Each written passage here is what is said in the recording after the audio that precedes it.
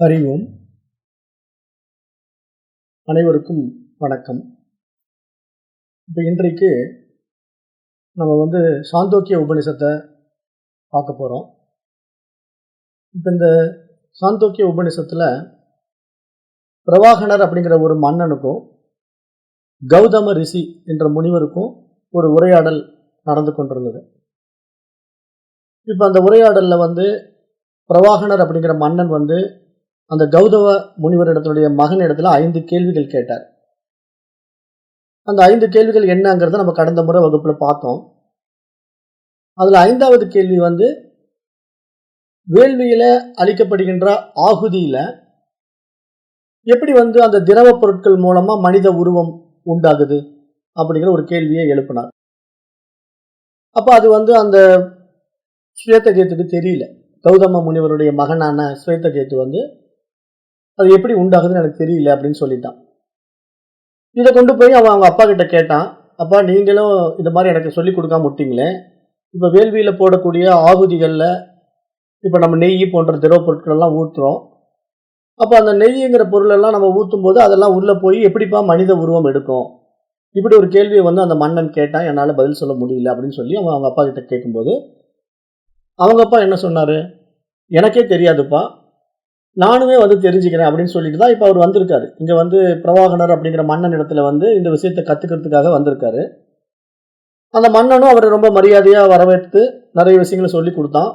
இப்போ கடைசியாக இப்போ கேள்வி கேட்குறான். 5வது கேள்வி என்னன்னா, ஆகுதியால் எப்படி திரவ பொருட்கள் மனித உருவம் பெறுகின்றன அப்படிங்கிற அந்த கேள்வியை நம்ம பார்க்கும்போது, இப்போ இந்த கேள்வியை நம்ம எப்படி புரிஞ்சுக்கணும் அப்படின்னு பார்க்கும்போது, நம்ம நேற்றே சொன்னேன், இப்போ மனித உடம்பு பஞ்சபூதங்களினால் உண்டாக்கப்பட்டிருக்கு. ஆனால் இது பூமியில எரிக்கப்படும் போது இந்த மனித உடலிலிருந்து உயிர் வெளியேறின பிறகு இந்த உடல் ஜடமாயிடுது. ஜடம்னா பயனற்ற பொருளா கல் மண் மாதிரி ஒரு வீணான உடலா போயிடுது. அப்ப இதை என்ன பண்றோம்? நம்ம எரிக்கிறோம். அப்ப எரிக்கும் போது இதுல இருந்து என்ன வெளியேறுது அப்படின்னு பாத்தீங்கன்னா, நான் ஏற்கனவே சொன்ன 10 புலன்கள், 5 கர்மேந்திரியங்கள், 5 ஞானேந்திரியங்கள், 5 பிராணங்கள், மனம், இதுதான் தத்துவம். அதாவது தத்துவம்னா இப்ப சூட்சும சரீரம். இதெல்லாம் 16 தத்துவங்கள் ஒன்றிணைந்த சூட்சும சரீரம் தான் நாம். அப்படிதான் நம்ம இருக்கிறோம். நம்ம ரியல் என்ன அப்படின்னா, நம்ம உயிர், மனசு, புலன்கள் இது எல்லாம் வச்சுட்டு இருக்கிற ஒரு ரியாலிட்டி தான் நம்ம. ஆனா எல்லாமே சூட்சமானது. சூட்சமானதுன்னா நீங்க எப்படி புரிஞ்சுக்கணும்னா, இப்ப நான் பார்க்கிறேன் அப்படின்னா நமக்கு கண் பார்வை தேவைப்படுது இல்லையா? இப்ப கண் இருந்தா போதுமா அப்படின்னா, கண் இருக்கும் நிறைய பேருக்கு, ஆனா அவங்களுக்கு பார்வை இருக்காது. இந்த பார்வை அப்படிங்கிற ஒரு விஷயம் வேற, கண்ணுங்கிற ஒரு விஷயம் வேற.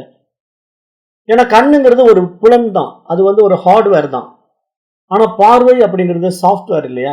அப்ப நம்ம சாஃப்ட்வேரை கம்ப்யூட்டருக்குள்ள லோட் பண்ணாதான் அந்த கம்ப்யூட்டர் இயங்கும். கம்ப்யூட்டர் மட்டும் வச்சுக்கிட்டு அந்த கம்ப்யூட்டருக்கு தேவையான உள்ள ஆப்ஸ் எல்லாம் நீங்க போடலன்னு வச்சுக்கோங்க. இப்போ நீங்க மொபைல் போன் வச்சிருக்கீங்க, மொபைல் போன் மட்டும் எங்கிட்ட இருக்குங்க, ஆனா ஆப் இல்லைங்கன்னா எப்படி அந்த மொபைல் போன் ஆப்ரேட் பண்ண முடியாது? அப்ப அந்த மொபைல் போனை ஆப்ரேட் பண்ணணும் அப்படின்னா அதுக்குள்ள நிறைய சாஃப்ட்வேரை லோட் பண்ணணும். அந்த சாஃப்ட்வேர்லாம் எப்படி உங்களுக்கு விருப்பமான மாதிரி லோட் பண்ணணும். உங்களுக்கு என்ன மாதிரி பர்பஸ் இருக்கு, அந்த சாஃப்ட்வேர் நீங்க உள்ள லோட் பண்ணிட்டு அந்த ஆப்பை நீங்க யூஸ் பண்ணி நீங்க மணி டிரான்ஸ்ஃபர் பண்ணலாம், ஆர்டர் கொடுக்கலாம். ஸ்விக்கி, ஜொமேட்டோவில் நீங்க ஆர்டர் கொடுக்கலாம். அப்போ இதெல்லாம் ஆப்ஸ்ல நிறைய பேர் செய்யறாங்க இல்லையா? அது மாதிரி இங்க நம்முடைய உடம்புங்கிறது ஒரு ஹார்ட்வேர் தான், ஒரு கருவி தான். ஆனா உண்மையில நாம ஒரு மென்பொருள், நுண்ணியமான சாஃப்ட்வேரா இருக்கும். அப்ப இங்க நம்ம அந்த மாதிரி மென்பொருளா சாஃப்ட்வேரா இருக்கிற நம்முடைய விஷயம் என்ன அப்படின்னு பாத்தீங்கன்னா, நம்ம கிட்ட 10 புலன்கள் இருக்கு. பார்க்கும் சக்தி, கேட்கும் சக்தி, நுகரும் சக்திங்கிற சக்தி எல்லாம் நம்ம இடத்துல இருக்கு. கர்ம இந்திரியங்களாகிய இந்த கைக்கு உண்டான அசைவு, காலுக்கு உண்டான இயக்கம், இதெல்லாம் நமக்கு உள்ள இருந்து இயங்க வைக்கக்கூடிய அந்த சக்தியும் நம்ம இடத்துலயே இருக்கு. அப்புறம் இந்த உடம்புல இருக்கக்கூடிய பிராணங்கள்ல அபானன், வியானன், உதானன், சமானன் அப்படிங்கிற பிராணன்களும் நம்ம இடத்துலயே இருக்கு. இந்த மாதிரி நம்ம கிட்ட இருக்கிற அந்த 15 விஷயங்களும், இதுக்கு மேல மனம் அப்படிங்கிற ஒரு விஷயம் நம்ம வச்சுக்கிட்டு இருக்கிறோம். அப்ப நாம யார் அப்படின்னு பார்த்தா, நாம உயிர் அப்படிங்கறத நீங்க நல்லா புரிஞ்சுக்கணும். அப்ப நம்ம உயிரா இருந்து கொண்டு இந்த மாதிரி புலன்களையும் பிராணனையும் மனதையும் வைத்துக் கொண்டுதான் இந்த உலகத்தை நம்ம கையாளுகின்றோம் அப்படின்னு தான் இங்க வேதம் சொல்லுகின்ற விஷயம். அப்ப இந்த மனித உடல் கிடைக்கிறதுக்கு இந்த தத்துவங்களாகிய 16 விஷயங்களை நம்ம உள்ள இருத்தி கொண்டுதான் நம்ம இந்த படைப்பை உண்டாக்கி அனுபவிச்சுட்டு இருக்கோம். அப்போ அப்படிப்பட்ட நம்முடைய உண்மையான சரீரத்தை இந்த சாஸ்திரம் என்ன சொல்லுதுன்னா, ஜல சரீரம் அப்படின்னு ஒரு பேர் வச்சு அழைக்குது. ஜலசரீரம், ஜலம்னா நீர்னு அர்த்தம். அப்ப நம்ம வந்து நீர் உடம்பு அப்படிங்கிற அடிப்படையில இங்க சொல்ல வருது. அப்ப நீங்க நீர் உடம்புன்ன உடனே நீங்க என்ன மைண்டுக்கு போவோம்? நம்ம சாதாரணமா பார்க்கிற நீர் மாதிரி இருக்குமா நம்ம உடம்பு அப்படின்னு நம்ம எடுத்துக்க கூடாது. ஏன்னா இங்க ஜலசரீரம் அப்படிங்கிறது 3 சரீரங்களுடைய ஒரு தொகுப்பு. அக்னி, நீர், பூமி அப்படிங்கிற இந்த 3 விஷயங்களையும் உள்ளடக்கிய ஒரு மூலகங்களால் உருவாக்கப்பட்டதுதான் இந்த ஜலசரீரம் அப்படிங்கிற ஒரு விஷயம். அப்ப இந்த 3 விஷயங்களை, பஞ்சபூதங்களுடைய இந்த 3 நுண்ணிய அம்சங்களை கொண்டு நமக்கு வந்து இந்த ஜலசரீரம் கிடைச்சிருக்கு. அது எந்த அடிப்படையில ஜலசரீரம் நம்ம சொல்றோம் அப்படின்னா, நம்ம அதான் ஏற்கனவே சொன்னேன். இந்த மனித உடல் அப்படிங்கிறது உங்களுக்கு பஞ்சபூத அடிப்படையில உண்டாகி இருந்தாலும், மண் தத்துவம், காற்று தத்துவம், ஆகாய தத்துவம் அப்படிங்கிற எவ்வளவு விஷயங்கள் உங்க உடம்புக்குள்ள இருந்தாலும், உங்க உடம்புல வந்து 70% பாத்தீங்கன்னா தண்ணீர் தான் இருக்கும். நம்ம 3/4 பங்கு நீர்ப்பரப்பு, 1/4 பங்கு நிலப்பரப்பு அப்படின்னு எப்படி இந்த பிரபஞ்சத்துல இருக்கக்கூடிய பூமியை நம்ம பாக்குறோமோ, இப்ப பூமிங்கிற ஒரு விஷயத்துக்குள்ள நமக்கு அப்படித்தானே இருக்கு. கடல் தான் நமக்கு வந்து 3/4 பங்கு இருக்கு. பூமிங்கிற நிலப்பரப்பு வந்து 1/4 பங்கு தான் இருக்கு. அப்ப இப்படிதான் நாம இந்த உடலையும் பார்க்கணும். மனித உடலும் அப்படிதான் இருக்கு. அப்ப இந்த ஜலசரீரம் எப்படி வந்து இந்த உடம்பை விட்டு மேல போகுது அப்படிங்கும்போது 5 அக்னிகள் வழியாக பயணம் செய்கிறது அப்படின்னு சொல்றாங்க. அதாவது இந்த பிறப்பு இறப்புங்கிற 2 விஷயமே இந்த ஜலசரீரம் தான் உண்டாக்கி அனுபவமாக்கிட்டு திருப்பி இந்த உடலை விட்டுட்டு வெளியே போகுது. அப்ப எந்த ஒரு பொருளுமே வந்து சூடுபடுத்தும் போது ஒரு நிலை மாற்றம் பெறும். இப்ப உதாரணமா நீங்க தண்ணீரை வந்து சூடுபடுத்துனீங்க அப்படின்னா அந்த தண்ணீரானது எப்படி நீராவியாக மாறிவிடும். நீராவியாக மாறி கண்ணுக்கு தெரியாத ஒரு சூட்சமா போயிடுது இல்லையா? அப்ப கண்ணுக்கு தெரியாத சூட்சமா அந்த நீராவி உண்டாவதற்கு எது காரணம்? அந்த நெருப்பினோட தொடர்பு உண்டாகும் போதுதான். அந்த நீர் தானா நீரா இருந்துட்டு இருக்கிற வரைக்கும் அதுக்கு எந்த மாற்றமும் நிகழவே இல்லை. ஆனா அந்த நீர் நீராவியாக மாற வேண்டுமானால் அந்த நீரை வந்து சூடுபடுத்த வேண்டும். சூடுபடுத்தும் போதுதான் அது அக்னியினுடைய சம்பந்தத்தினால, அக்னியினுடைய தொடர்பினால அது நீராவியாக கண்ணுக்கு தெரியாத சூட்சமமாக மாறும். கண்ணுக்கு புலப்படக்கூடிய ஒரு நீர் வந்து கண்ணுக்கு புலப்படாத ஆவித்தன்மையை அடைவதற்கு நமக்கு எப்படி அக்னி தேவைப்படுதோ அது மாதிரி நம்ம ஒவ்வொரு தளத்தின் வழியாகத்தான் நம்ம இந்த பயணங்களை செய்யறோம் அப்படிங்கறத இந்த உபநிஷத்து நமக்கு சொல்ல வருது. அப்ப அப்படி நம்ம கடந்து வருகின்ற தளம் இருக்கு இல்லையா? தளம்னா ஒரு பிளாட்ஃபார்ம். இந்த பிளாட்ஃபார்ம்குள்ள போனா இதை பார்க்கலாம், அந்த பிளாட்ஃபார்ம்குள்ள அதை பார்க்கலாம் அப்படின்னு நம்ம நிறைய பிளாட்ஃபார்ம்ஸ் எல்லாம் வச்சிருக்கோம். பிளாட்ஃபார்ம் மீன்ஸ் நீங்க நமக்கு புரிகிற மாதிரி பாஷையில சொல்லணும் அப்படின்னா, இப்ப நீங்க ரயில்வே ஸ்டேஷன் போறீங்க, நிறைய பிளாட்ஃபார்ம்ஸ் இருக்கு. 1ஆம் நம்பர் பிளாட்ஃபார்ம், 2ஆம் நம்பர் பிளாட்ஃபார்ம். இப்ப நீங்க ட்ரெயின் வர வேண்டிய இடம் வந்து 1ஆம் நம்பர் பிளாட்ஃபார்ம் அப்படின்னா, நீங்க அந்த 1ஆம் நம்பர் பிளாட்ஃபார்ம்ல போனாதான் நீங்க ட்ரெயினை பார்த்து ஏற முடியும் ரயில்வே ஸ்டேஷன்ல. நீங்க 3ஆம் நம்பர் பிளாட்ஃபார்ம்ல நின்றுகிட்டு ட்ரெயின் வரலையேன்னா நீங்க எதிர்பார்க்குற ட்ரெயின் 1ஆம் நம்பர் பிளாட்ஃபார்ம்ல வந்துருச்சு. ஆனா நீங்க 3ஆம் நம்பர் பிளாட்ஃபார்ம்ல நின்றுகிட்டு ட்ரெயின் வரலையேன்னு சொன்னா அது யாருடைய தப்பு? நம்முடைய தப்பு தானே. அப்ப நாம பிளாட்ஃபார்மை சரியா புரிஞ்சுக்கிட்டு நம்ம போய் அந்த ரயில்வே ஸ்டேஷன்ல கரெக்டா நின்னாதான் நாம ஊருக்கு போய் சேர வேண்டிய ட்ரெயின் வரும். அந்த ட்ரெயின்ல நம்ம ஏறி நம்ம ஊருக்கு போய் சேர முடியும். அது மாதிரி இங்க நம்ம டிராவலிங் பார்த்து நிறைய பிளாட்ஃபார்முடைய அடிப்படையில் இருக்கு அப்படிங்கறது இங்க சாஸ்திரம் சொல்ல வருது. அதை நான் உங்களுக்கு புரியுற மாதிரி பேசுறேன். நான் வந்து அப்படியே சாஸ்திர ரீதியா சொன்னா உங்களால புரிஞ்சு கொள்ள முடியாதுங்கிறதுக்காக நமக்கு நடைமுறையில் இருக்கக்கூடிய விஷயங்களோட ஒப்பீடு செய்து பேசும்போது இங்க பிளாட்ஃபார்ம் இருக்கு, அந்த பிளாட்ஃபார்மை நீங்க புரிஞ்சுக்கணும் அப்படின்னு சொல்றேன். அப்ப அந்த பிளாட்ஃபார்ம்ல இப்ப அக்னி ஒரு யாகமாக இங்க நடைமுறையில நம்ம உருவாக்குறோம். அதாவது வெளியே பண்ணக்கூடிய புற வேள்விகள் வந்து நம்ம அக்னியை வச்சுதான் ஒரு யாகத்தை நடத்துறோம். அந்த அக்னியில நிறைய ஆகுதிகளை கொடுக்குறோம். அந்த ஆகுதிகள் மூலமா நம்ம அந்த அக்னியினுடைய பலன் அடைகிறோம். தேவர்கள் எடுத்துக்கொள்கிறார்கள். அந்த யாகத்தினுடைய பலன் வந்து அந்த எஜமானனுக்கு போய் சேருது. அந்த யாகம் யார் செய்கிறாரோ அந்த உரிமையாளர் அந்த பலனை அடைகின்றார் அப்படிங்கிற அடிப்படையில் தான் நம்ம புற வேள்விகள் நடத்தணும் இல்லையா? அதுதான் இங்க சாஸ்திரம் அந்த புறவேள்வியினுடைய அடிப்படையில பேசுது. இங்க சாஸ்திரம் பேசுறதே வந்து புறவேள்வியினுடைய அடிப்படையில தான் பேசும். ஆனா நாம உண்மையா இந்த பாடத்தை டெப்தா போனோம்னா அது நமக்குள்ள நடக்க வேண்டிய அகவேள்வி அப்படிங்கறத இங்க சாஸ்திரம் பூடகமா பேசிக்கிட்டு இருக்கு. இப்ப நம்ம புறவேள்வியின் அடிப்படையில என்ன சொல்லுது அப்படின்னா, சொர்க்கம் என்ற அக்னியின் தேவர்கள் ஸ்ரத்தையை ஆகுதியாக அளிக்கின்றார்கள். அந்த ஆகுதியிலிருந்து சோமராஜன் வெளிவருகின்றான். மரணம் என்பது ஜீவாத்மாவை பொறுத்தவரை இந்த ஸ்தூல உடலை உதறுகின்ற ஒரு நிகழ்ச்சி மட்டுமே. மரணம் அப்படிங்கிறது வந்து இந்த பருவுடலை விடுகின்ற ஒரு விஷயம் மட்டும்தான். ஆனா நாம இல்லாம போறது கிடையாது.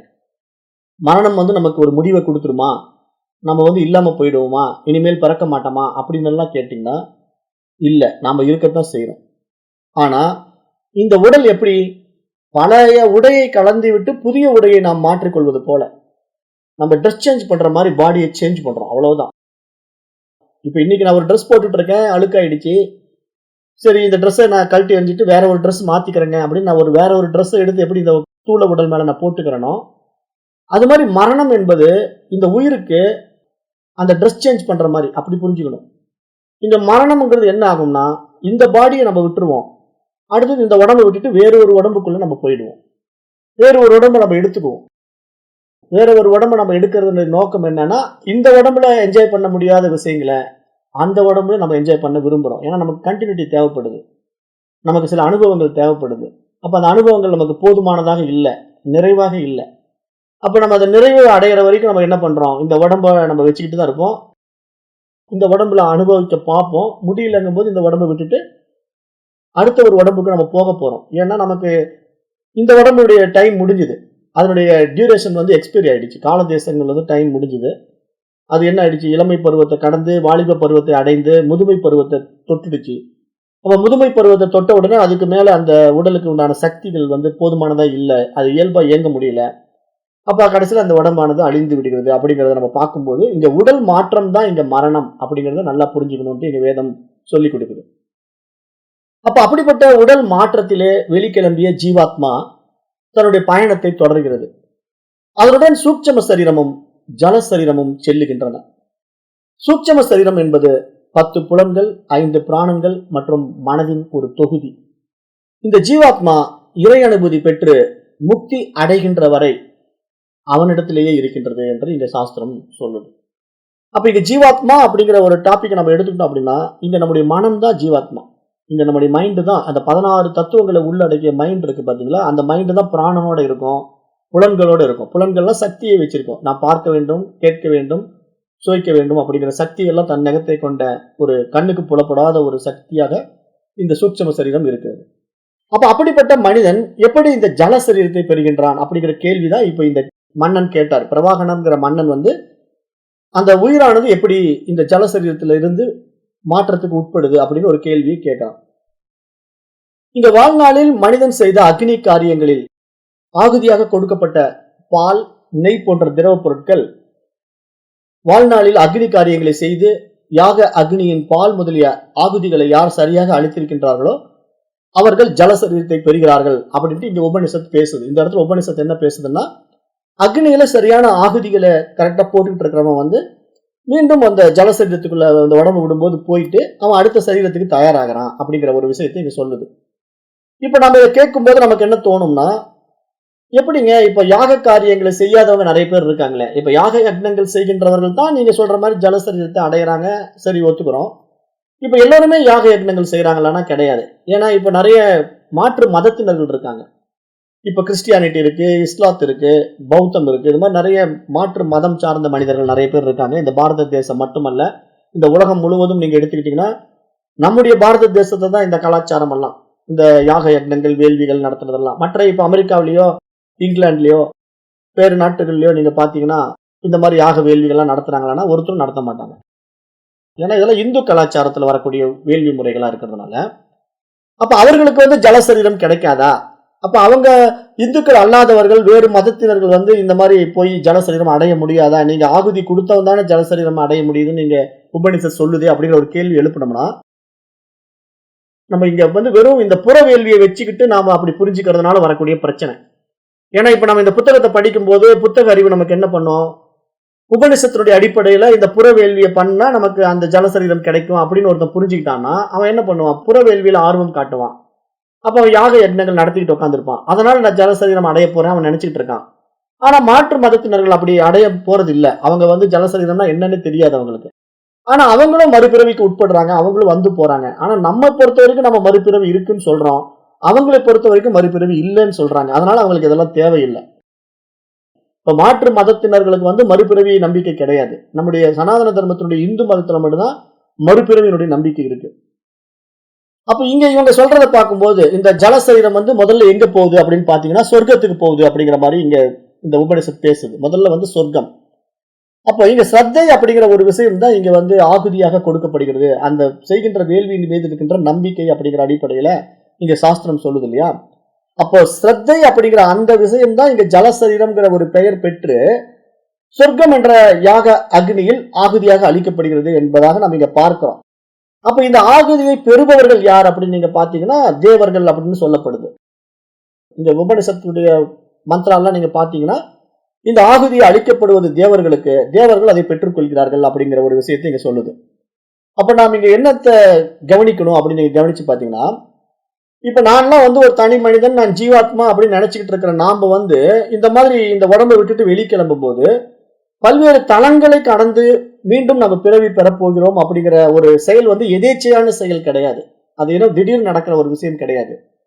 ஏன் அப்படின்னா இங்க ஜீவாத்மா என்ற நான் ஒரு தனித்துவமான அடையாளத்திற்கு உட்படுவதனால என்னுடைய வினை பயன்கள் அப்படிங்கிற ஒரு விஷயம் இதுக்குள்ள நுழைக்கப்படுதுங்கிறத யாரும் மறந்து விடக்கூடாது. ஏன்னா இங்க நம்ம இந்த பாடி மைண்ட் அட்டாச்மெண்ட்டுக்குள்ள வந்த உடனே நமக்கு கர்மா இருக்கு, கர்ம வினைகள் இருக்கு. அப்ப இந்த வினை பயனுக்கு ஏற்பதான் ஒவ்வொருவரும் தங்களுடைய பாதையில் பயணிக்கிறார்கள். அதன் வழியாக சென்று அதன் காரணமாகத்தான் அந்த பிறவி பரிமாணம் மாறுகின்றது அப்படிங்கிற ஒரு உண்மையை இந்த உபனிஷத் பேசுது. இந்த உபனிஷத்து ஏன் கர்மா தியரி பேசுது அப்படின்னு கேட்டா, இப்ப மற்ற மதங்கள் கர்மாவின் மீது நம்பிக்கை இல்லாததுனால இறைவனுடைய படைப்புல கொஞ்சம் மிருகங்களை படைச்சிட்டார், கொஞ்சம் பறவைகளை படைச்சிட்டார், கொஞ்சம் புழு பூச்சிகள், கொஞ்சம் இயற்கையை படைச்சிருக்கார், அப்புறம் மனிதனை படைத்தார் அப்படின்னு எல்லாம் மற்ற மதங்கள் சொல்லுது இல்லையா. இப்ப நீங்க இந்த இடத்துல யோசனை பண்ணி பார்க்கலாம். இந்த மாதிரி இறைவன் படைச்சார் அப்படின்னா இறைவன் ஒரு ஓர வஞ்சனை உள்ளவன் அப்படின்னு நம்ம கன்ஃபார்ம் பண்ணலாம். ஏன் கன்ஃபார்ம் பண்ணலாம்னா, இப்ப மனித பிறவியினுடைய மகத்துவத்தை உணர்ந்தவன் நிறைய விஷயங்களை என்ஜாய் பண்ணுவான். புழு பூச்சியா பிறந்திருக்கிறது பரிதாபத்துக்கு உட்பட்டதா பார்க்கப்படும். நீங்க யோசனை பண்ணி பாருங்களேன். புழு பூச்சிகள், பறவைகள், இந்த மிருகங்கள் எல்லாம் நம்மள மாதிரி சொகுசா இருக்க முடியுமா? நம்மள மாதிரி ஜாலியா இருக்க முடியுமா? அதுங்கெல்லாம் ஒரு இயற்கை நீதிக்குள்ள அல்லல் பட்டு கொண்டு அலைக்கழிக்கப்பட்டு வாழ்ந்துகிட்டு இருக்கிற வாழ்க்கையை நம்ம அனுபவமா பார்க்கிறோம். அப்ப அப்படி பார்க்கும்போது இறைவன் ஒரு ஓர வஞ்சனை உள்ளவனாக மாற்றப்படும். ஏன் அப்படி மாற்றப்படுதுன்னா, மற்ற மதங்கள் சொல்லுகின்ற கான்செப்டை நான் நல்ல இந்த இடத்துல நீங்க புரிஞ்சுக்கணும். மற்ற மதங்கள் சொல்ற கான்செப்டை நீங்க அக்செப்ட் பண்ணிட்டீங்க அப்படின்னா இறைவன் ஓர வஞ்சனை உள்ளவன். ஏன் அப்படின்னா புழு பூச்சியாக படைக்கப்பட்ட ஜீவராசிகளுடைய பரிதாபகரமான நிலைய அவைகள் ஏன் அனுபவிக்க வேண்டும் என்ற ஒரு கேள்வி எழுந்திருக்கும். இப்ப நான் மனிதனா பிறந்திருக்கிறேன், எனக்கு சொகுசான வாழ்க்கை, எனக்கு காரு பங்களா நல்ல சொகுசான வாழ்க்கை எனக்கு இருக்கு. ஆனா ஒரு எறும்பு உணவுக்காக அல்லல் படுது, அப்படியே எங்கெங்கயோ போகுது, நிறைய பேர்கிட்ட மிதிப்பட்டு சாவுது, அப்புறம் அதுக்கு டிராவல் பண்ணி அப்படியே சாப்பாடுக்காக அலையிறதெல்லாம் பாக்குறோம், பறவைகள் அலையிறத பாக்குறோம், மிருகங்கள் அலையிறத பாக்குறோம். அப்ப இந்த பரிதாபகரமான நிலைகள் அவைகளுக்கு உண்டாக்கப்படுவதும் சொகுசான வாழ்க்கை எனக்கு உண்டாக்கப்படுவதனுடைய நோக்கம் என்ன? அப்ப ஏன் இறைவனுடைய படைப்புல இந்த ஏற்றத்தாழ்வுகள் அப்படின்னு ஒரு கேள்வி எழுந்தா இங்க டோட்டலாவே இறைவன் ஃபால்ஸ் ஆயிடுறான். இறைவனே நமக்கு பயன்பாட்டுக்குரியவனாக பார்க்கப்பட முடியாது. ஏன்னா இது மற்ற மிருகங்களோ ஜீவராசிகளோ சிந்திக்க முடியாததுனால அதுக்கு தன்னுடைய வாழ்க்கையை அப்படியே வாழும். ஆனா மனிதனாக இருக்கின்ற நாம் தானே இதை சிந்திச்சு பார்க்கணும். எனக்கு ஏன் இந்த சொகுசான வாழ்க்கை, அவைகளுக்கே அந்த கஷ்டமான வாழ்க்கை அப்படின்னு நீங்க சிந்திச்சு பார்த்தீங்கன்னா உங்களுக்கு விடை தேட ஆரம்பிப்பீங்க இல்லையா? அப்பதானே விடை தேடுவீங்க. அப்ப யாருங்க எதுக்காக இப்படி படைப்பு நியதி இருக்கு அப்படின்னு நீங்க பார்க்கும்போது நம்முடைய சனாதன தர்மம் இதை கர்மா தியரி என்று வரையறுத்து கொடுத்திருக்கு. அப்ப நீங்க இந்த கர்மா தியரிக்குள்ள வரத்தான் வேணும். வராம நீங்க இந்த உலகத்தினுடைய படைப்பை ஏத்துக்க முடியாது. ஏன் ஏத்துக்க முடியாது அப்படின்னா, மற்ற மதங்கள் கர்மா இல்ல, மறுபிறவி இல்லைன்னு சொன்னா, நாமளும் கர்மா இல்ல, மறுபிறவி இல்லைன்னு சொன்னா, இந்த ஏற்றத்தாழ்வுகளுக்கு உங்களால பதில் சொல்ல முடிஞ்சா நானும் அந்த மதத்துக்கு வந்துடுறேன். இந்த ஏற்றத்தாழ்வுக்கு நீங்க எந்த மதத்துல வேணா இருந்து நீங்க பதில் சொல்லுங்க. அந்த மதத்துக்கு நான் மதம் மாறிக்கிறேன். ஆனா எந்த மதமும் அதை சொல்ல முடியாது. அப்ப எந்த மதம் இங்க சொல்ல வருதுன்னா, எந்த மதமுமே இதை சொல்வது கிடையாது. இங்க ரிஷிகள் தன்னுடைய அனுபவத்தை சொல்றாங்க. இங்க ரிஷிகள் என்ன சொல்றாங்கன்னா, இங்க வாழ்க்கை என்பது ஒரு வரையறைக்கு உட்பட்டது. அது கர்மா தியரிக்குள்ள இருக்கு. அவரவர்கள் செய்த வினை வழிதான் அவரவர்களுடைய அனுபவம்.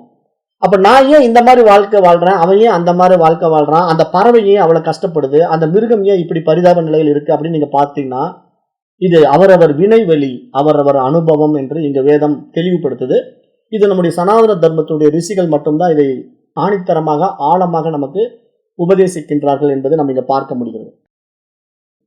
அப்ப இப்படிப்பட்ட நம்முடைய புரிதல் மேலோங்கி வரும்போது, நம்ம மனிதனாக இருந்து கொண்டு பகுத்தறிவு பரிமாணத்துல பயணம் பண்ணும்போது, இங்க எது நல்லது எது கெட்டது அப்படிங்கறத நம்ம ஆராய்ந்து பார்க்கும்போது நம்முடைய அறிவாற்றலுடைய விரிவு என்ன ஆகுதுன்னா, நம்மை நாம் யார் என்று அறிவதிலே ஒரு ஆர்வம் பிறக்கிறது. ஏன்னா நான் மிருகமாவும் இல்ல, பறவையாவும் இல்ல, ஆனா நான் மனிதனா இருக்கிறேன். ஆனா மற்ற ஜீவராசிகளிலிருந்து நான் மாறுபட்டு காணப்படுகின்றேன். அப்ப நான் உண்மையிலேயே யார்? நான் இந்த உடலா, இந்த மனமா? அப்ப அந்த ஜீவராசிகளுக்கு ஏன் அப்படிப்பட்ட ஒரு வாழ்க்கை, எனக்கு ஏன் இப்படிப்பட்ட ஒரு வாழ்க்கை? என்னுடைய வாழ்க்கையிலே மனிதனாக இருக்கின்ற நான் மட்டுமே எல்லோரும் ஒரே மாதிரி இருக்கிறோமா? நான் இல்ல. ஒவ்வொருத்தரும் ஒவ்வொரு மாதிரி இருக்கிறோம். ஒவ்வொருத்தருக்கும் ஒவ்வொரு மாதிரி வாழ்க்கை. அப்ப ஒவ்வொருத்தருக்கும் ஒவ்வொரு மாதிரி கேரக்டர், ஒவ்வொருத்தருக்கும் ஒவ்வொரு மாதிரி சூழ்நிலைகள், சந்தர்ப்பங்கள் எல்லாம் மாற்றி காணப்படுவதை நம்ம பார்க்க முடியுது. அப்ப இதனுடைய நிலையை நம்ம ஆராய்ந்து பார்க்கும்போது, அப்ப இதுக்கு பின்னாடி ஏதோ ஒரு பெரிய உண்மை ஒளிந்து கொண்டிருக்கு. அந்த உண்மை என்னங்கிறத நம்ம ஆராயும் போது மட்டும்தான் நமக்கு விடை கிடைக்கும். அப்ப அந்த விடையை தேடி நம்ம பயணிக்கும் போதுதான் நமக்கு விவேகம் வரும். நம்ம எதை நோக்கி பயணிக்கிறோம், நம்ம அந்த புரிதலை தெரிஞ்சுக்கணும். நம்ம உண்மையிலே நான் யார், இந்த உலகம் எப்படிப்பட்டது, என்னையும் இந்த உலகத்தையும் உண்டாக்கியவன் யாராக இருக்க முடியும் அப்படிங்கிற ஒரு கேள்வி நமக்குள்ள எழுந்திருக்கும் போதுதான் இதுக்கு பதில் தேடுது. அப்ப யார் இதற்கு பதில் தெரிந்து கொள்ள விரும்புகிறார்களோ அவர்கள் தான் இந்த பாதையில் பயணிக்கின்றார்கள் என்று நம்ம பார்க்கிறோம். அதை இந்த இடத்துல உபநிஷத் சொல்லி காட்டுது. அப்ப இங்க சொல்லி காட்டி என்ன சொல்லுதுன்னா, இப்ப ஜீவாத்மா தன்னுடைய வினை பயனுக்கு ஏற்ப ஒவ்வொரு தலங்கள் வழியாக சென்று அது ஒரு உரிய ஆணிடமும் ஒரு பெண்ணிடமும் சேர்வது அவ்வளவு சுலபமான விஷயம் அல்ல. இதற்கு தேவசக்திகள் துணை புரிகின்றார்கள் என்று இங்க உபநிஷத் சொல்லுது. அப்ப தேவசக்திகள் துணை புரிகின்றார்கள் அப்படின்னு பார்த்தா இங்க தேவர்கள் ஆகுதி பெறுகிறார்கள் என்று பார்க்கப்படுகிறது. அதாவது வேள்வியின் வாயிலாக தேவர்கள் ஆகுதியை பெற்றுக்கொண்டு அவர்கள் அந்த ஜீவனுக்கு, அந்த உயிருக்கு அடுத்த பிறவி எப்படி கொடுக்கணும், எப்படி அது வாழணும், எப்படி அது வாழ்க்கையை நடத்தணும் அப்படிங்கிறதுக்கு ஒரு கைடன்ஸ் கொடுக்குறாங்க, ஒரு கைட் பண்றாங்க. அவங்க இடத்துல எப்படி கைடன்ஸ் கிடைக்குது, எப்படி கைட் நடக்குது அப்படின்னு கேட்டீங்கன்னா, இங்க நம்முடைய சனாதன தர்மம் அழகா சொல்லி கொடுக்குது. தனி மனித மனம் எஸ்டி மனம், ஆனா இந்த ஒட்டுமொத்த பிரபஞ்ச மனம் சமஷ்டி மனம். அப்ப இந்த சமஷ்டி மனத்திலிருந்து சில கைடன்ஸ் கிடைக்கும். அப்ப கைடன்ஸ் ஈஸ்வர நீதிக்குள்ள நமக்கு யார் அதை வழி நடத்தி கொடுக்க முடியும்னா, அந்த ஈஸ்வரனே என்ன பண்றான், இது மாதிரி சாஸ்திரங்களாகவும் சத்குருவாகவும் வெளிப்பட்டு நமக்கு கைடன்ஸ் கொடுக்குறான். நீ இந்த அஜ்ஞானத்தில் இருக்கிற, நீ அறியாமையிலிருந்து விழித்துக் கொள்ள வேண்டும், உன்னுடைய விழிப்புணர்வுக்கு காரணமான விசேஷ விஷயங்களை நான் உனக்கு சொல்றேன் அப்படின்ட்டு ஈஸ்வரன் என்ன பண்றான், தன்னுடைய ஆற்றலை வேறு ஒரு பரிமாணத்துக்கு கன்வெர்ட் பண்றான். அதுக்கு ஒரு பாடி மைண்ட் அட்டாச்மெண்ட்டை உண்டாக்கி மனிதனுக்கு மனிதனிடத்திலேயே உபதேசம் பெறுவதாக அமைக்கிறான். அப்ப ஒரு மனிதன் இன்னொரு மனிதனிடத்துல அந்த உபதேசத்தை பெறும்போதுதான் இங்க என்ன நடக்க போகுது, நான் யார், இந்த உலகம் எப்படிப்பட்டது, என்னையும் உலகத்தையும் உண்டாக்கியவன் யார் அப்படிங்கிற ஒரு உயரிய விஷயம் அந்த மனிதனுக்குள்ள புலப்பட ஆரம்பித்தால், புரிதல் வந்துவிட்டா அவன் தன்னுடைய உண்மை சொரூபத்தை, தன்னுடைய யதார்த்தத்தை உணர்ந்து கொள்வான் அப்படிங்கிற ஒரு மிகப்பெரிய வித்தை தான் இந்த பஞ்சாக்னி வித்தை பேசுது. அப்ப அந்த அடிப்படையில இப்ப இந்த 4வது அத்தியாயத்தை நம்ம நிறைவு செய்துவிட்டு 5வது அத்தியாயத்துக்குள்ள வரோம். இப்ப இந்த 5வது அத்தியாயத்துக்குள்ள அந்த மன்னன் சொல்றாரு, கௌதவரே, முதல் பரிமாணம், முதல் பிளாட்ஃபார்ம் சொர்க்கம், 2வது பிளாட்ஃபார்ம் மலை மேகம் அப்படின்னு சொல்றாரு.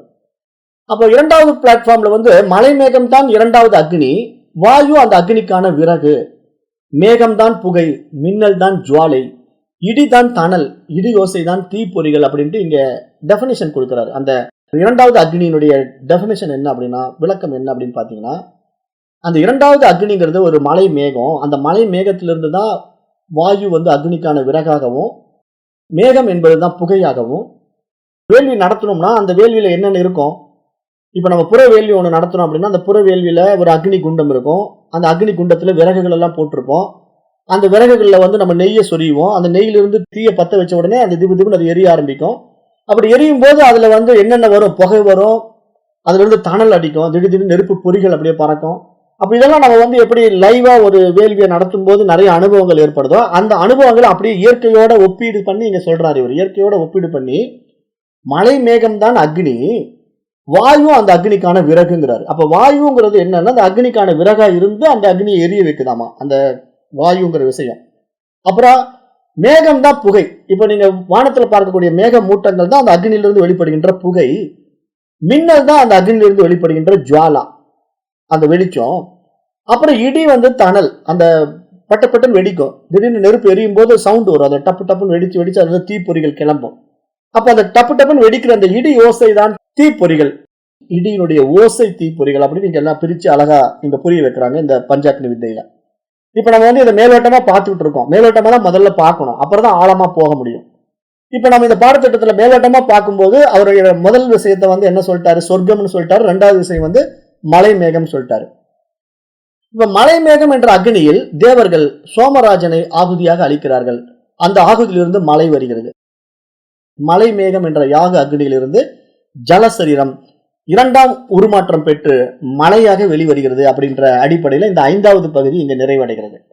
அப்ப இங்க ஜீவனுடைய பரிமாணம் பிளாட்ஃபார்ம் அப்படிங்கிறது எப்படி வெளிப்படுது அப்படிங்கிறத இங்க சாஸ்திரம் எப்படி சொல்லி கொடுக்குதுன்னா, முதல்ல அவன் மேல் உலகத்திலிருந்து, சொர்க்கம் அப்படின்னா அது மேல் உலகம் அப்படின்னு புரிஞ்சுக்கணும். இப்ப நீங்க மேல் உலகம்னா நேற்று ஐயா கேள்வி கேட்டாரு, சொர்க்கம்னா அது எங்கேயோ இருக்கும் இல்லைங்கய்யா, தொலைதூரம் இருக்கு. மலைங்கிறது இங்க பூமியில் இருக்கக்கூடிய ஒரு வான மண்டலத்திலிருந்து மழை பெய்யுது. இப்ப நீங்க சொல்றது ஒரு கான்ட்ராவா இருக்கு. ஏன்னா எங்கேயோ இருக்கிற சொர்க்கத்துக்கும் இங்க பூமியிலிருந்து மழை பெய்வதற்கும் என்னங்க சம்பந்தம் இருக்கு அப்படின்னு நம்ம கேட்கிறோம் இல்லையா கேள்வி. ஆனா இங்க சாஸ்திரம் என்ன கண்ணோட்டத்துல சொல்ல வருது அப்படின்னு பாத்தீங்கன்னா, இங்க சொர்க்கம் அப்படிங்கிற வார்த்தையை மேலுலகம்ங்கிற அடிப்படையில தான் சொல்ல வருதே தவிர, அந்த மேலுலகம்ங்கிறது உங்களுடைய கற்பனை கதாபாத்திரம் கிடையாது. நீங்க மனசுல கற்பனை பண்ணிட்டு இருக்கிற மாதிரி சொர்க்கலோகமோ அங்க ரம்பா ஊர்வசி இருக்கிற மாதிரியோ எல்லாம் இங்க சாஸ்திரம் சொல்லல. இங்க வேதம் என்ன சொல்லுதுன்னா, சொர்க்கம் அப்படிங்கிற வார்த்தைக்கு பூமியிலிருந்து மேற்பகுதி அப்படிங்கிற மீனிங்ல தான் நீங்க இங்க புரிஞ்சுக்கணுங்கிறதுக்காக சொல்ல வருது. அப்ப நம்ம மேலுலகம் அப்படிங்கிறது நமக்கு மேல இருக்கிற வானமண்டலம். வானமண்டலத்துல மேகங்கள் இருக்கு. அப்ப முதல் நிலை வானமண்டலம், இரண்டாவது நிலை மேக கூட்டங்கள். அப்ப மேக கூட்டங்கள் தான் மழையை பொழிய வைக்குது. அப்ப அந்த மழையின் வழியாக இந்த ஜலசரீரம் உருமாற்றம் பெற்று மழையாக வருகிறது என்று இந்த இடத்துல சொல்றாங்க. அப்ப அடுத்தது என்ன சொல்றாரு கௌதமரே, பூமி தான் 3வது அக்னி. வருடம் அந்த அக்னிக்கான விறகு, ஆகாசம் புகை, இரவு ஜுவாலை, கிழக்கு மேற்கு போன்ற முக்கிய திசைகள் தணல், வடமேற்கு தென்கிழக்கு போன்ற இடைநிலை திசைகள் தீப்பொறிகள் அப்படின்ட்டு இங்க அந்த மந்திரத்துக்கான விளக்க உரைகளை இங்க அழகா கொடுத்திருக்காங்க. அப்ப பெரும்பாலும் இந்த சாந்தோக்கிய உபநிஷத்தை நீங்க எடுத்து பாத்தீங்கன்னா ஒரு விஷயத்தை பிரதானமா எடுத்துக்குவாங்க, மற்ற விஷயங்கள் எல்லாம் அடிஷனல் விஷயமா வச்சு அதை கொண்டு போய் இணைச்சுக்குவாங்க. இப்ப நம்ம முக்கியமா இந்த பாதையில இந்த பஞ்சாக்னி வித்தையில நம்ம என்னென்ன விஷயங்களை பார்க்கணும்னா, ஒரு அக்னியை நான் உருவாக்கணும், ஒரு வேள்வியை நான் நடத்தணும்னா அந்த அக்னியில என்னென்ன இருக்கணும்னா, விறகு இருக்கணும், அந்த விறகுக்கான ஜுவாலை இருக்கணும், அந்த ஜுவாலை மட்டும் இல்லாம அந்த தணல் இருக்கணும், அதுல இருந்து ஒரு நெருப்பு பொறி அப்படியே தணல் பறக்கும், அப்படியே அனல் பறக்கும், அதை அனல்னு சொல்லலாம். அதே மாதிரி அந்த அனல் தணல் பறக்கும் போது அதுல இருந்து தீப்பொறிகள் கிளம்பும். இதெல்லாம் ஒரு அக்னிக்கு உண்டான அம்சங்களை வச்சு இங்க அப்படியே கன்வெர்ட் பண்றாங்க. எப்படி கன்வெர்ட் பண்றாங்கன்னா, பூமி தான் அக்னியா நீங்க வச்சுக்கணும், ஆனா அந்த பூமி அக்னியா எரியறதுக்கு விறகு எது தெரியுமா? வருடம் தான். வருடம்னா இந்த காலம், இங்க காலத்தை எடுத்துக்கிறாங்க. காலத்தை எடுத்துக்கிட்டு இத்தனை காலம் இங்க நம்ம பூமியில் இருக்கிறோம் அப்படின்னா அந்த அத்தனை காலம் நமக்கு அந்த விறகு எரிக்கப்படுவதற்காக பயன்படுது. இப்ப நீங்க அக்னியை உண்டாக்கணும்னா அங்க ஒரு விறகு இருந்தா தான் அக்னியை உண்டாக்க முடியும். அந்த விறகு இருந்துகிட்டே இருந்தா தான் நீங்க அக்னியை உண்டாக்கிட்டே இருக்க முடியும். உங்ககிட்ட ஒரு 4 விறகு தான் இருக்குன்னா அந்த 4 விறகை வச்சு நீங்க அக்னியை உண்டாக்கி எரிச்சுக்கலாம். அடுத்தது அக்னி அமையும் போது 5வது விறகு இல்லைன்னா அந்த அக்னி அமைஞ்சு போயிடும். அப்ப நீங்க அக்னியை அமைக்க கூடாது, அக்னி அணைந்து போகக்கூடாதுன்னு நினைச்சீங்கன்னா நீங்க கண்டினியூஸா விறக போட்டுக்கிட்டே இருக்கணும், அப்பதான் அக்னி எரியும். அதுக்காக இங்க என்ன பண்ணிட்டாங்கன்னா சூட்சமா பரிபாசையில வருடம் தான் அக்னிக்கான விறகுன்னு சொல்லிட்டாரு. அப்ப வருடம்னா என்ன? இங்க நம்முடைய ஆயுள்னு புரிஞ்சுக்கணும். இப்ப நம்ம ஒரு ஜீவனா இருக்கிறோம், இங்க மனித உடல் எடுத்து வந்துட்டோம், ஆனா நமக்கு ஒரு ஆயுள் காலம் இருக்கு. ஒருத்தருக்கு 50 ஆண்டு, ஒருத்தருக்கு 100 ஆண்டுன்னு ஒரு ஆயுள் காலம் எப்படி நிர்ணயிக்கப்படுதுன்னா அதுதான் விறகு. அப்ப அந்த விறகு எடுத்து நீங்க போட போட அக்னி தொடர்ந்து எரியிற மாதிரி உங்களுடைய வாழ்நாள் அந்த தொடர்பு இருக்கு, வருடத்தினுடைய தொடர்பு இருக்குங்கிறத இங்க சூட்சமா சொல்லிட்டு அந்த மேல இருக்கிற ஆகாசம் தான் புகைன்னு சொல்லிட்டாரு. அப்ப இங்க புகை மண்டலம்ங்கிறது மேல இருக்கிற ஆகாசம், இரவு தான் ஜுவாலை, இரவு தான் இங்க ஜுவாலை, பூமியில் இருக்கக்கூடிய இரவுங்கிறது ஜுவாலையாக பார்த்து கிழக்கு மேற்கு போன்ற திசைகளை தணல், அதாவது அதுதான் அங்க அனல் அடிக்குது அப்படிங்கிற மாதிரி காட்டிட்டு வடமேற்கு தென்மேற்கு போன்ற திசைகளை தீப்பொறிகள் என்ற மாதிரி இங்க சொல்லி இந்த இடத்துல இந்த பஞ்சாக்னி வித்தையினுடைய 4வது பகுதியில இதை விளக்கம் கொடுக்குறாரு. அப்ப இந்த இடத்துல நம்ம எப்படி பார்க்கிறோம்னா, இப்ப பூமி என்ற அக்னியில தேவர்கள் மலையை ஆகுதியாக அளிக்கிறார்கள். இப்ப இங்க யார் ஆகுதி பண்றா? இப்ப நான் வேள்வி பண்ணும்போது நான் நெய்யை கொண்டு போய் வேள்வியில ஆகுதியா ஊத்துவேன். இப்ப நான் ஒரு யாகம் நடத்தினேன் அப்படின்னா நான் பண்ணிட்டு இருக்கிற ஓம குண்டத்துல எனக்கு அந்த யாகம் நடந்துட்டு இருக்கு, நான் வேள்வியில கொண்டு போய் நெய்யை ஊத்துவேன். ஆனா இப்ப பூமியில இருக்கக்கூடிய இந்த பூமியே ஒரு ஆகுதியா ஒரு வேள்வியா நடக்கும்போது இங்க என்ன பண்றாங்க? மலையை ஆகுதியாக அளிக்கிறார்கள் தேவர்கள் அப்படின்னு இங்க சொல்ல வருது. அப்ப இந்த இடத்துல தேவர்கள் அப்படின்னா நீங்க உடனே கற்பனைக்கு போயிடக்கூடாது, மேல ஏதோ தேவர்கள் இருந்துட்டு செய்யறாங்க. இயற்கை தான் இங்க தேவர்கள். நம்ம ஏற்கனவே நம்ம பாடத்திட்டத்துல தெளிவா சொல்லிடுவோம், இந்த பஞ்சபூதங்கள் தான் தேவர்கள். அப்ப இங்க என்ன ஆகுதுன்னா, இந்த பூமி என்ற அக்னியில தேவர்கள் மலையை ஆகுதியாக அளிக்கிறார்கள் அப்படின்னா இந்த பூமியை நோக்கி மழை சொரியப்படுகிறது, மழை பெய்கிறது. அப்ப அந்த ஆகுதியிலிருந்து உணவு வெளிவருகிறது அப்படிங்கிற ஒரு விஷயத்தை இங்க சொல்றாங்க. எப்படி உணவு வெளிவருது அப்படின்னா இது கொஞ்சம் நுண்ணியமான ஒரு சிந்தனைக்கு உட்பட்ட பகுதி அப்படின்னு நம்ம பார்க்கணும். எப்படின்னா இப்ப மறுபிறவிங்கிறத விஞ்ஞானம் தான் மறுக்குது, விஞ்ஞானம் மற்ற மதங்கள் மறுக்குது. ஆனா நம்முடைய சனாதன தர்மத்தினுடைய கர்ம கொள்கை வந்து அதனை நிராகரிக்க முடியாது என்று சொல்லிடுது. ஏன் அப்படின்னா, இப்ப நம்ம பிறவிங்கிறது மாறி மாறி வர்றதை பார்க்கிறோம். கடவுள் வந்து ஓரவஞ்சனை இல்லாதவன் என்று நம்ம உறுதிப்படுத்துறோம். ஏன்னா அவரவர் வினைவழி அவரவர் அனுபவம் தான் உடல் மாறி இருக்க தவிர ஒருத்தனை ஊனமா பிறக்க வைக்கிறதுக்கும் ஒருத்தனை சொகுசா பிறக்க வைக்கிறதுக்கும் கடவுள் காரணம் இல்லை. அப்படி கடவுள் காரணமா இருந்தா கடவுள் ஓரவஞ்சனைக்காரர் நம்ம வெளிப்படையா சொல்லலாம். இதுதான் மாற்று மதத்தினர் ஏற்றுக்கொள்வதில்லை. ஆனா நம்முடைய சனாதன தர்மம் இதை ப்ரூவ் பண்ணுது. ஏன்னா நாமளே பிராக்டிக்கலா பார்க்கலாம். இப்ப ஒரு குழந்தை பிறக்குது, அந்த குழந்தை பிறக்கும் போதே கண் இல்லாம பிறக்குது, கால் இல்லாம பிறக்குது. அப்போ நம்ம கேள்வி கேட்கலாம்ல, எங்க வினை பயன் அப்படின்னா நீங்க வந்து நம்ம வாழும் போது செய்யக்கூடிய பாவ புண்ணியங்களுக்கு வேணா நம்ம வாழ்க்கையில கஷ்ட நஷ்டம் வரலாம். ஆனா அந்த குழந்தை என்னங்க பாவம் பண்ணுச்சு? அது இப்பதானங்க வயிற்றுக்குள்ள இருந்து வெளியே வருது. ஆனா அது ஏன் கண் இல்லாம பிறக்குது, கால் இல்லாம பிறக்குது அப்படின்னு ஒரு கேள்வி நம்ம எழுப்பும் போதுதான் மறுபிறவிங்கிறது நம்முடைய சனாதன தர்மத்துல இருக்கு. ஆனா மற்ற மதங்கள் வந்து மறுபிறவி ஏத்துக்கிறது இல்லை. ஆனா நம்ம சனாதன தர்மம் ஏன் மறுபிறவி நம்புதுன்னா, அப்ப அந்த குழந்தை வந்து கால் இல்லாம பிறக்குது, கண் இல்லாம பிறக்குதுன்னா அது முற்பிறவியில் செய்த பாவம் தான் அதுக்கு இந்த பிறவியில கை கால் இல்லாம பிறக்க வேண்டிய ஒரு நிலையை உண்டு பண்ணுது. அப்ப இதுதான் வினை பயன் அப்படிங்கறத நம்ம ஏத்துக்கிறதுனால இங்க அந்த இடத்த வந்து நம்முடைய தர்மம் வந்து ஒரு நுண்ணிய விஷயமாக பார்த்து, இப்ப நம்ம மேல இருந்து அந்த மலையாக படுகின்ற ஆகுதியை வந்து தேவர்கள் நமக்கு கீழே பூமிக்கு கொடுத்தாலும், இங்க ஜல சரீரம் முதல் அக்னியாகவும் அது இரண்டாவதாக உருமாற்றம் பெற்று மலையாக மாறி மூன்றாவது நிலையில நிலமாகவும் ஆகி அந்த ஆகுதியிலிருந்து உணவு வெளிவருகிறது என்று இந்த உபநிஷம் சொல்ல வருவதிலிருந்து அதற்கு பின்னாடி என்ன நடக்குது அப்படின்னு நம்ம பார்த்தோம்னா, நான்காவது விஷயத்தை சொல்றார் மன்னர். என்ன சொல்றாருன்னா, கௌதமரே, ஆண் தான் நான்காவது அக்னி, வாக்கு அந்த அக்னிக்கான விறகு, பிராணன் புகை, நாக்கு ஜுவாலை, கண் தணல், காது தீப்பொறிகள் அப்படின்ட்டு நம்ம மனித உடலை வச்சு இங்க அந்த நான்காவது அக்னியை பற்றி இங்க விரிவான ஒரு விளக்கத்தை இங்க சொல்றார். அப்ப இங்க நான்காவது அக்னியில ஆண் என்ற அக்னியில் தேவர்கள் உணவை ஆகுதியாக அளிக்கின்றார்கள். அந்த ஆகுதியிலிருந்து விந்து வெளிவருகிறது என்பதாக இந்த 7ஆம் பகுதி நிறைவடைகிறது. இந்த உபனிஷத்தினுடைய நான்காவது அக்னி யார் அப்படின்னா ஆண். அடுத்தது 5வது அக்னி வந்து பெண். 5வது அக்னியை பத்தி சொல்றாரு. கௌதமரே, பெண் தான் 5வது அக்னி. பெண் உறுப்பு அந்த அக்னிக்கான விறகு, உறவின் ஆரம்பம் புகை, உள்ளுறுப்பு தான் இங்கே ஜுவாலை, உறவு செயல் தான் இங்கே தணல். ஆணும் பெண்ணும் ஈடுபடுகின்ற ஒரு உறவு இருக்கு பாருங்க, அந்த உறவுல உண்டாகின்ற தணல் தான் இங்க நம்ம வந்து அக்னியினுடைய தணல் என்பதாக பார்க்கப்பட்டு அதன் மூலமாக பெறுகின்ற இன்பம் தான் இங்கு தீப்பொறிகள் என்பதாக இந்த இடத்துல இந்த 5வது அக்னி அதாவது பெண்ணை பற்றிய ஒரு விரிவான விளக்கம் இந்த இடத்துல உபநிஷத்துல வருது. அப்ப இங்க நம்ம பார்க்கும்போது பெண் என்ற அக்னியில் தேவர்கள் விந்துவை ஆகுதியாக அளிக்கிறார்கள் அப்படிங்கிறது இங்க புரிஞ்சுக்கணும். அதாவது இங்க வந்து நான் பேசுறது எல்லாமே வந்து இந்த பிரபஞ்ச நியதிக்குள்ள ஒரு ஜீவன் மறுபிறவுக்கு எப்படி வருதுங்கிறதுக்கு உண்டான விளக்கங்கள் இங்க இந்த மகாராஜா வந்து கௌதம முனிவருக்கு சொல்லிட்டு இருக்காரு. அதை நம்ம பார்த்துட்டு இருக்கோம். அது அவர் இப்படி வெளிப்படையா சொல்றாரு. அப்ப இங்க பெண் என்ற அக்னியில் தேவர்கள் விந்துவை ஆகுதியாக அளிக்கிறார்கள். அந்த ஆகுதியிலிருந்து கரு உருவாகிறது. அப்ப ஒரு குழந்தை என்பது உருவாவது எப்படி என்னும் விளக்கத்தை கூட ஆன்மீக அளவிலேயே உபநிஷதங்கள் அணுகுகின்றன என்பதற்கு இந்த பதிவு வந்து ஒரு சாட்சியாக நாம் இங்க பார்க்க முடிகிறது. ஏன் அப்படின்னா இங்கு எல்லாமே தெய்வீகம் தான். இங்க வந்து ஒரு பெண் ஆண் உடல் உறவு கொள்றது வந்து ஒரு அநாகரிகமான செயல் என்று நம்முடைய சனாதன தர்மம் சொல்வது கிடையாது. அதனுடைய புனிதம் அதனுடைய முக்கியத்துவம் புரியும் போது இங்க மனித வாழ்க்கை மகத்தான வாழ்க்கையாக மாறும். ஆனா அது புரியாத போது அது மிருக வாழ்க்கையாக மாறுவதற்கான வாய்ப்புகளும் நம்மிடத்திலேயே கொடுக்கப்பட்டிருக்கிறது அப்படிங்கிறதையும் நம்ம இங்க பார்க்கிறோம். நம்முடைய தர்மம் என்ன சொல்லி கொடுக்குது, எல்லாமே முறையா கத்துக்கிட்டு நம்ம பண்ணும்போது நம்முடைய இல்லற தர்மம் என்பது ஒரு இனிமையான தர்மமாக இருக்கும். இல்லறம் அல்லது நல்லறம் அன்று என்று மகான்கள் அபை பிராட்டி போன்ற பெரியவர்கள் சொன்னதெல்லாம் ஆனந்தமாக மாறும். ஏன்னா இங்க தர்மம் அப்படின்னு பேசும்போதே இந்த மிக உயரிய தர்மம் இல்லறம் என்று சாஸ்திரம் சொல்லுது. இல்லறம் அல்லது நல்லறம் அன்று. அப்ப இங்க மனிதனுடைய படைப்புல மனிதனாக ஒருத்தன் பிறந்து கணவன் மனைவி உறவுங்கிறது ஒரு தெய்வீக நிலையாக சாஸ்திரம் போற்றுகின்றது. அப்ப அப்படி பார்க்கும்போது இங்க மனிதனாக பிறந்த அவன் ஆயுள் உள்ளவரை வாழ்கிறான். இறந்த பிறகு அவனுக்கென்று நிர்ணயிக்கப்பட்ட உலகை அடைவதற்கான அவனை தகனம் செய்வதற்காக நம் அதை அக்னியிலே செலுத்துகின்றோம். அந்த உடலை அக்னியிலே போடுகின்றோம். அப்ப முற்பிறவியின் இறுதியில் உடம்பை எரித்த போது அக்னியிலிருந்தே அவன் ஜலசரித்தை பெற்றான். அந்த அக்னியிலிருந்து அவன் உடம்பை பெற்றானோ அந்த அக்னியே இந்த பிறவிகளும் அவனது உடம்புக்கு சென்று சேர்கிறது.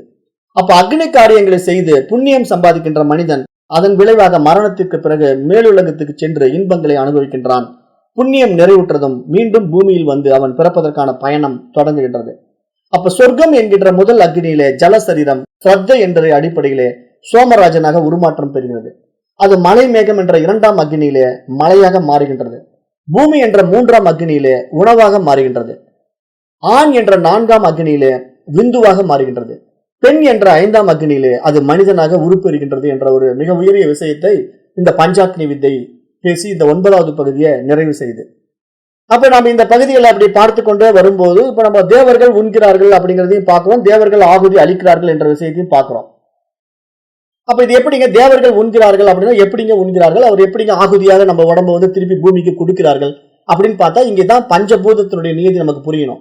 ஏன்னா இப்ப நம்ம எடுத்திருக்கிற பாடியே வந்து பஞ்சபூதங்களுடைய அடிப்படையில உண்டாக்கப்பட்டிருக்குங்கிறத எல்லாரும் புரிஞ்சுக்கணும். இப்ப நீங்க வந்து உயிர் தான், ஆனா நீங்க இந்த உடல் எடுத்திருக்கீங்கன்னா இந்த உடல் உங்களுக்கு சும்மா கிடைக்கல, 5 பூதங்களுடைய சேர்க்கை தான் இந்த உடல். அப்ப இந்த 5 பூதங்களும் யாரு? இயற்கை, இறைவன், ஈஸ்வரன். இந்த 5 பூதங்கள் நீங்க நினைக்கிற மாதிரி ஏதோ ஒரு பொழுதுபோக்குற விஷயமோ இல்ல ஒரு சாதாரண விஷயமோ கிடையாது. ஏன்னா நம்ம சனாதன தர்மம் வந்து ரொம்ப தெளிவா சொல்லுது, பஞ்சபூதங்களுடைய சேர்க்கை இந்த மனித உடல். அப்ப இங்க என்ன பண்ணுதுன்னா இந்த உபனிஷத்து விளக்கம் கொடுக்கும்போது தட்சிணாயன மாதம் என்பது பித்ருலோகம். பித்ருலோகத்திலிருந்து ஆகாசம், ஆகாசத்திலிருந்து சந்திரனை அடைகிறார்கள். இந்த சந்திரன் தான் இங்கு சோமராஜன். அப்ப சந்திரலோகத்தில் அவர்கள் தேவர்களுக்கு உணவாகின்றார்கள், அவர்களை தேவர்கள் உண்கிறார்கள் என்று இந்த உபனிஷத் சொல்லும். அப்ப இதை கேட்டவுடனே நமக்கு சந்தேகம் வரும், அது எப்படிங்க தேவர்கள் வந்து நம்மளை சாப்பிட்டுருவாங்களா, எனக்கு புரியலையே அப்படின்னா தேவர்கள் உண்கிறார்கள் என்பதை வந்து நம்ம நேரடி பொருள்ல எடுத்துக்க கூடாது. இந்த உபனிஷத்தை படிக்கும் போது நம்ம அந்த வேர்டை வந்து குரு இல்லாம படிச்சோம் அப்படின்னா நமக்கு கன்ஃபியூஷன் வந்துடும். என்னடா தேவர்கள் சாப்பிட்றாங்கன்னா அப்ப நம்ம மேல போனோம்னா அவங்க நம்ம இங்க கீழே பிரியாணி சாப்பிட்ற மாதிரி லட்டு சாப்பிட்ற மாதிரி சாப்பிட்டுருவாங்களோ அப்படிங்கிற கண்ணோட்டத்தில் பார்க்கக்கூடாது.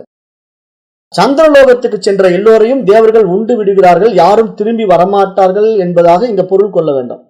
உண்கிறார்கள் அப்படின்னா அந்த இடத்துக்கு மேல போயிட்ட பிறகு அவங்க அந்த இடத்துல இல்லாம போயிடுறாங்க இல்லையா.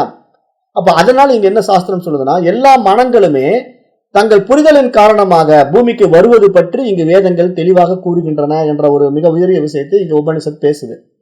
ஏன்னா நீங்க இங்க சூட்சம சரீரமா இருந்து வெளியே கிளம்பின பிறகு நீங்க வந்து மீண்டும் பிறவி எடுக்கிறது எடுக்காம இருக்கிறதுக்கு நீங்க இயற்கையோட எப்படி இணைகிறீங்களோ அந்த ஈஸ்வரத்தன்மைக்குள்ள நீங்க எப்படி போறீங்களோ அதை பொறுத்துதான் உங்களுக்கு பிறவி உருமாற்றம் நடக்க போகுது. பிறவி உருமாற்றம் என்பது அடுத்த பஞ்சபூதத்தை உடம்புக்குள்ள இன்னொரு சட்டை மாற்ற மாதிரி, இந்த சட்டையை கட்டிட்டு வேற சட்டை மாற்ற மாதிரி இந்த உடம்பை விட்டுட்டு வேறொரு உடம்பு எடுத்து நம்ம வர்றதும் வராததும் நம்முடைய மனம் சார்ந்து இருக்குது அப்படிங்கிற அருமையான விஷயத்தை இங்க சொல்லுது. இதை வந்து முண்டக உபனிஷத்து வந்து சந்திரலோகத்தில் இன்பங்களை அனுபவித்த பிறகு அவன் மீண்டும் பூமியில் பிறக்கிறான் முண்டக உபனிஷத்துல நம்ம பார்த்தோம். அது மாதிரி இந்த பகுதியில் வருகின்ற மந்திரங்கள் என்ன சொல்லுதுன்னா மனிதர்கள் மரணத்திற்கு பிறகு எங்கே போகின்றார்கள் என்ற முதல் கேள்விக்கான விடையை இங்கு பார்க்க வேண்டியதாக இருக்கு அப்படிங்கறத நம்ம இங்க பாக்குறோம். ஏன்னா 5 கேள்விகள் கேட்டான் அந்த ராஜா, அதுக்கு ஸ்வேதகேது பதில் சொல்ல முடியாம திருதுன்னு முழிச்சான்.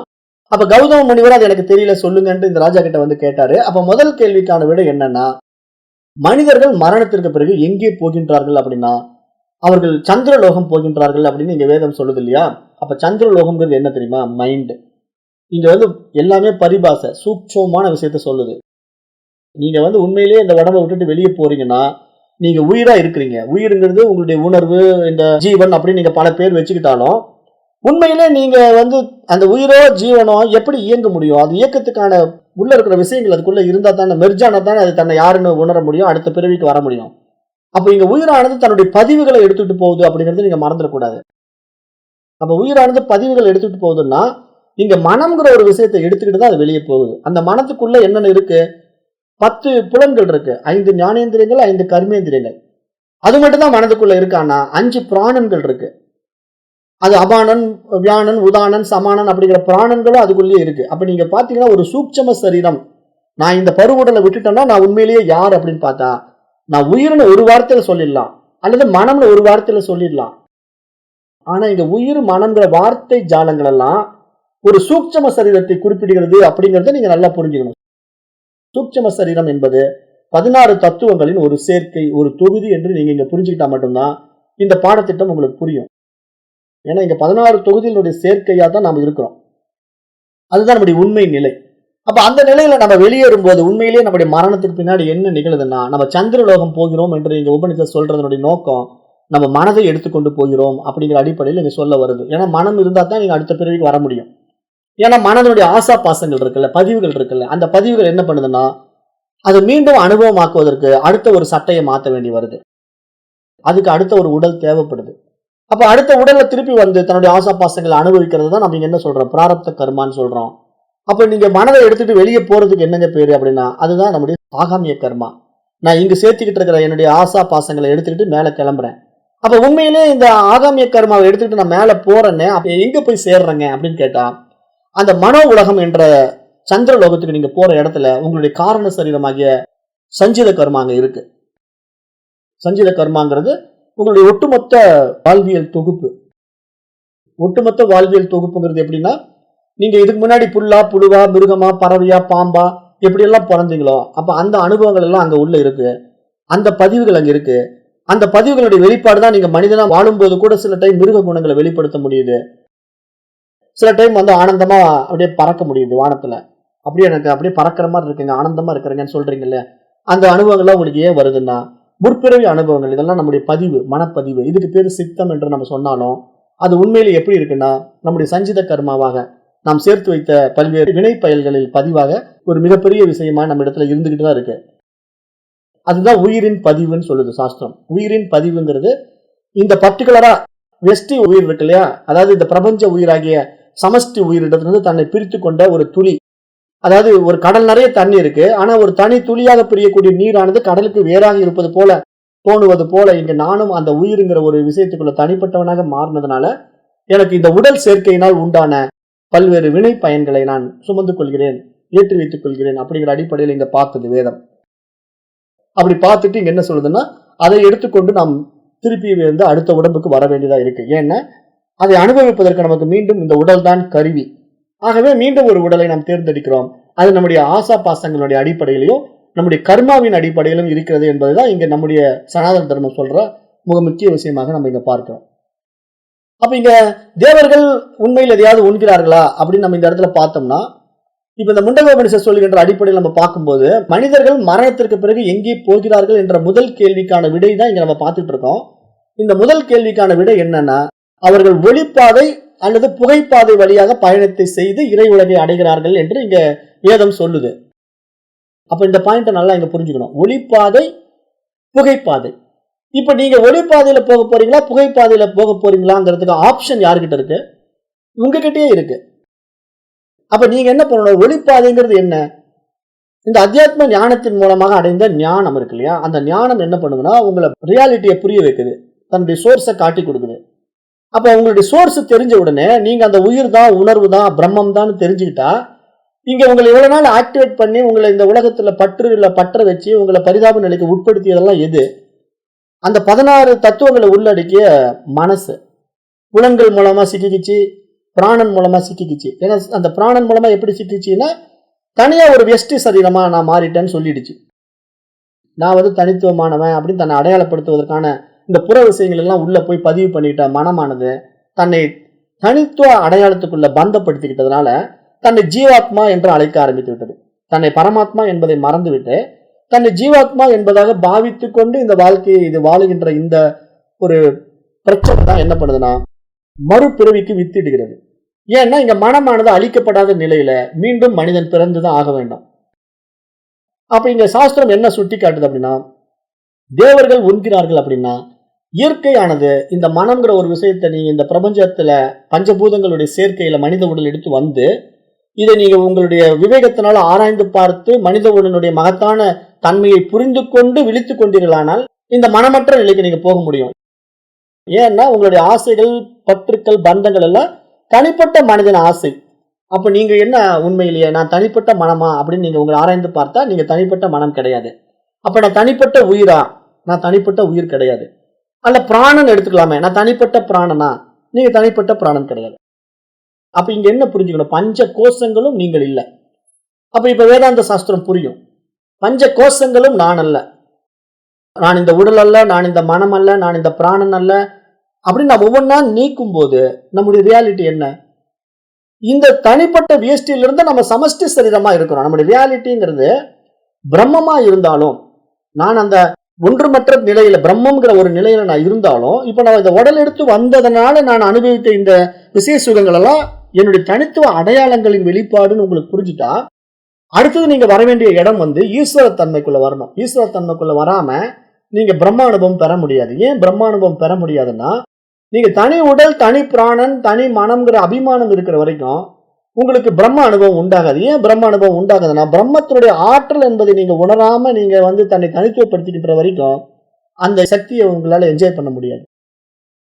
அப்ப அதனால இங்க சாஸ்திரம் என்ன சொல்லிக் கொடுக்குதுன்னா, இங்கிருந்து வெளிக்கிளம்பி போற இந்த சூட்சும சரீரமானது இங்க பூமியிலேயே தன்னை புரிந்து கொண்ட பிறகு, நான் யார் என்று தன்னை விவேகத்தினால விசாரித்து புரிந்து கொண்ட பிறகு, இங்க நம்முடைய பாதையில இப்ப இந்த வேதாந்த சாஸ்திரங்களை படிச்சிருந்தாலும் சரி, நீங்க சைவ சித்தாந்தங்கள் படிச்சிருந்தாலும் சரி, இது எல்லாமே கடைசியில என்ன கொண்டு வந்து முடித்துறோம்னா, நீ பிரம்மங்கிறத காட்டி கொடுத்தாலும் அந்த பிரம்மங்கிற நிலைப்பாட்டுக்குள்ள அடைகிறதுக்கு ஒண்ணுமே கிடையாது.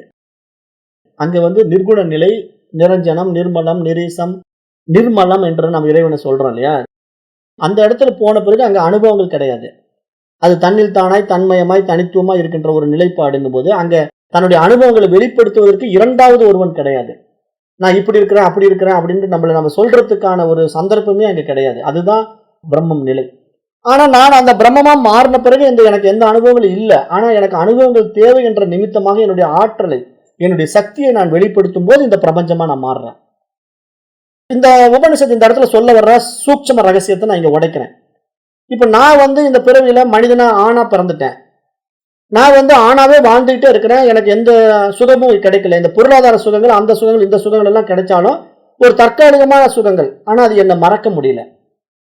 மறக்க முடியலன்னா நான் என்னை மறந்து விட்ட நிலை, அதாவது நான் என்னை யார் என்று தெரியாத நிர்குண நிலையை நான் என்னால் அனுபவமாக்க முடியல. அந்த பொருள்கள் மூலமா அனுபவமாக்க முடியல. நான் சொல்ற இந்த பாயிண்ட் வந்து ரொம்ப சூட்சமான பாயிண்ட், நோட் பண்ணிக்கோங்க எல்லாருமே. அதாவது நான் ஆசையின் வாய்ப்பட்டு மனித உடலுக்குள்ள வந்திருக்கிறேன். நான் ஒரு செல்போன் வாங்குறேன், 1.5 லட்ச ரூபாய் போட்டு ஒரு செல்போன் வாங்குறேன். அது எனக்கு சந்தோஷத்தை கொடுத்தாலும் என்னை நான் மறக்க மாட்டேன். அவேர்னஸா இருப்பேன். நான் விழிப்புணர்வோடு அதை நான் பார்த்துக்கிட்டு இருப்பேன் அந்த போனை.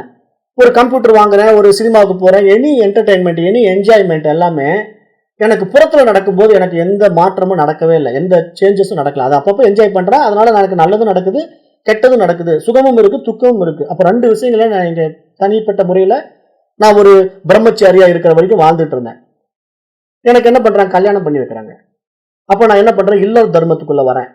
அப்ப இல்லற தர்மத்துக்குள்ள வந்த உடனே எனக்கு மனைவியை வந்து கூட சேர்த்து வச்சுட்டாங்க. இனிமேல் நீ மட்டும் சிவம் மட்டும் தனியா இருக்காத, சக்தியை கூட வச்சுக்கோ அப்படின்ட்டு எனக்கு கூட என்னுடைய மனைவியை கொடுத்துட்டாங்க. இப்ப நான் மனைவியோட உடல் உறவு கொள்றேன். அப்ப பாருங்க, நான் என்ன மறந்துட்டேன். இதுக்கு முன்னாடி நான் எத்தனையோ பொருள்களை அனுபவிச்சேன். டாய்ஸ் வச்சு விளையாடிட்டு இருந்தேன். அப்ப கூட எனக்கு பெருசா என்ன மறக்க முடியல. நான் வந்து கம்ப்யூட்டர் கேம் விளையாடிட்டு இருந்தேன். அப்ப கூட நான் அந்த கேம்ல தான் சுவாரஸ்யமா இருந்தேன்.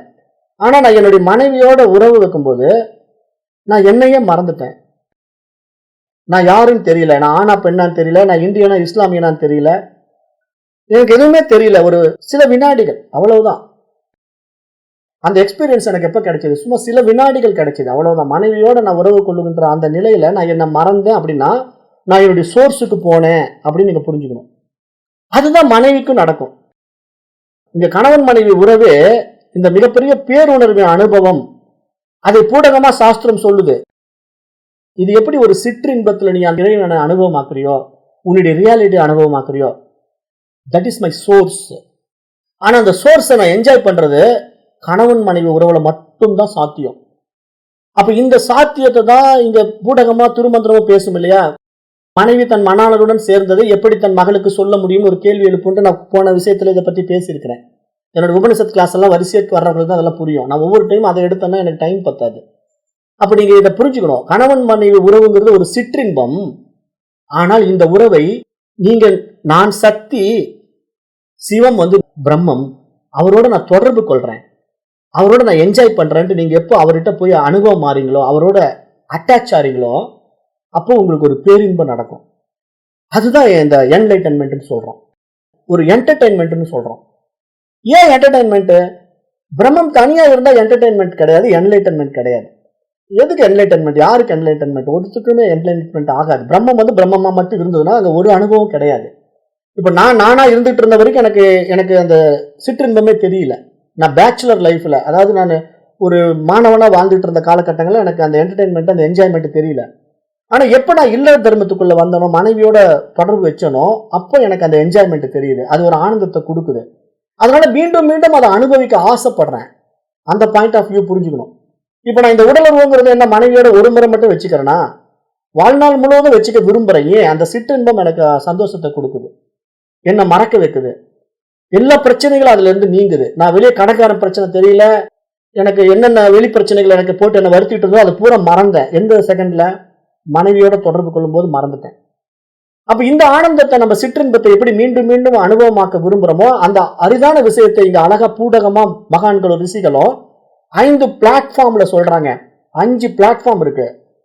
நீ இப்படிதான் ஆனந்த நிலையை அனுபவம் ஆக்கணும்னா, இந்த மாதிரி ஒரு ஆண் பெண் உறவுல நீ அனுபவமாக்கி அடைகின்ற அந்த சிற்றின்ப பிறப்பு உனக்கு எப்படி ஒரு அனுபவத்தை கொடுத்ததோ, அந்த என்லைட்டன்மெண்ட்டை நீ என்ஜாய் பண்றியோ, அதை பேருணர்வு தொடர்புல அடைய முடியும். ஆனா நீ யாருன்னு உனக்கு தெரிஞ்சுக்கிட்டா தானே அடைய முடியும்.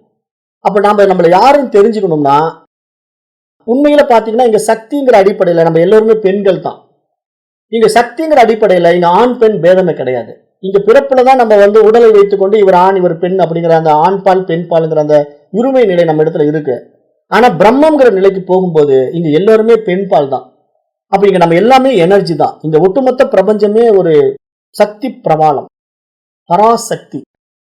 இங்க எல்லாமே சக்தியா இருக்கு. அப்ப இந்த சக்தி என்ன பண்ணுதுன்னா, பார்வதி தேவி தான் நம்ம சக்தின்னு இங்க உருவகப்படுத்தி இருக்கிறோம். நம்ம எதுக்காக தேவியை உருவகப்படுத்துறோம் அப்படின்னா, ஒரு பெண் ஆணை அடைவதில் இருக்கின்ற ஆனந்தம்.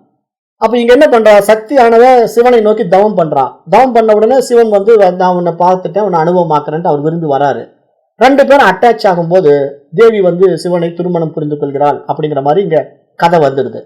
அப்ப இங்க தேவி பார்வதி தேவி சிவபெருமானை திருமணம் செய்து கொண்ட உடனே 2 குழந்தைங்க வராங்க. ஒருத்தர் விநாயகர், ஒருத்தர் முருகன். அப்ப இங்க விநாயகர் முருகன் எல்லாம் 2 பேரும் உடல் உறவு கொண்டு பெற்றாங்களா? அது நீங்க சாஸ்திர ரீதியா பார்த்தா கூட கிடையாது. உடல் உறவு கொண்டு அவங்க பிறக்கவே கிடையாது. விநாயகரும் முருகனும் அவங்களோட சக்தியினால வெளிப்பட்டவங்க. பார்வதி தேவி தன்னுடைய சக்தியை உருண்டை பிடிச்சு ஒரு களிமண்ணை எடுத்து விநாயகரை உண்டாக்குனா, சிவபெருமான் தன் நெற்றிக்கண்ல இருந்து சுப்பிரமணியனை உருவாக்குனார். அப்ப இங்க 2மே பாத்தீங்கன்னா சக்தி டிரான்ஸ்பர்மேஷன், வேற ஒரு பரிமாணத்துக்கு சக்தி பயணிக்குது. அப்ப அந்த நிலைப்பாட்டுல இங்க நானும் சக்தி, நீயும் சக்தி, இங்க எல்லாம் சக்தி, சர்வம் சக்தி மயம். அப்ப இங்க சர்வம் சக்தி மயம்ங்கும் போது இந்த சக்தி இந்த சக்தியோட சேர்ந்தா இந்த ஒரு அனுபவம் நடக்கும். அப்ப ஒரு சக்தி வேறொரு சக்தியாக மாற்றப்படலாம், ஆனால் அந்த சக்தி ஆக்கவோ அழிக்கவோ முடியாது. இதுதானே சயின்ஸ்லாம், இதுதான் சாஸ்திரம் சொல்லுது. ஒரு ஆற்றலை வேறு விதமான ஆற்றலாக மாற்றலாம், ஆனால் அந்த ஆற்றலை ஆக்கவோ அழிக்கவோ முடியாது. அப்படிங்கிறபடி இங்கு நானும் என்னுடைய மனைவியும் ஏற்படுத்தி கொண்ட உடல் உறவு என்னுடைய சோர்ஸுக்கு கொண்டு போச்சு, என்ன ஒரு ஆனந்த அனுபவத்துல உண்டு பண்ணது. ஆனால் இதற்கு பெயர் சிற்றின்பம். இது தற்காலிகமாக போகின்ற இன்பம், அது நிரந்தரமாக எனக்கு இல்லை. ஆனா எனக்கு நிரந்தரமான அந்த இன்பம் வேணும் அப்படின்னு நீங்க நினைச்சீங்கன்னா, நீங்க உங்க சோர்ஸுக்கு போகணும். உங்களுடைய சோர்ஸுங்கிறது மூல விதை, அவ்யக்தான் பேரு. அவ்யக்தம் அப்படின்னா நீங்க ஈஸ்வரா, you are not a individual body, individual mind. நீங்க ஒட்டுமொத்த பிரபஞ்ச உடலா இருக்கீங்க. அப்ப அந்த பிரபஞ்ச உடல் எங்க ஒளிஞ்சுட்டு இருக்குன்னா, ஒரு விதைக்குள்ள, ஒரு ஆலமர விதைக்குள்ள ஒளிஞ்சிட்டு இருக்கிறது போல அவ்யக்த நிலையில பிரம்மத்தின் இடத்துல ஒளிஞ்சிட்டு இருக்கு. அப்ப பிரம்மம் தன்னுடைய சக்தியை வெளிப்படுத்தும் போது அது அபரிமிதமான ஒரு பிரம்மாண்ட பிரபஞ்சமா உருவாகுது. அதுக்குதான் இங்க உதாரணம் ஒரு கடுகளவு விதையிலிருந்து ஒரு பிரம்மாண்ட ஆலமரம் உருவாகி, அந்த ஆலமரத்திலே பல கிளைகள், பல இலைகள், பல பூக்கள், பல காய்கள், பல கனிகள் என்று ஒரு பிரம்மாண்ட ஆலமரம் எப்படி வெளிப்பட்டதோ, அதுபோல இந்த பரமனிடத்திலே அவ்யக்தா நிலையிலிருந்து இந்த பிரபஞ்சம் வெளிப்பட்டு இந்த பிரம்மாண்ட எனர்ஜெட்டிக்கா இருக்கு, ஏகாந்தமா இருக்கு, எல்லையற்ற பிரபஞ்சம். இது எல்லாமே எனர்ஜி. ஆனா இந்த எனர்ஜி வேறு வேறு பரிமாணத்துக்குள்ள போயிட்டு இருக்கு. நாம எந்த பரிமாணத்துக்குள்ள இருக்கிறோம், எந்த பிளாட்ஃபார்ம்குள்ள இருக்கிறோம் அப்படின்னா, நாம இப்ப ஹையர் ஃப்ரீக்வன்சி பிளாட்ஃபார்ம்குள்ள, மனித உடலுக்குள்ள வந்திருக்கிறது ஒரு மிகப்பெரிய பாக்கியம்.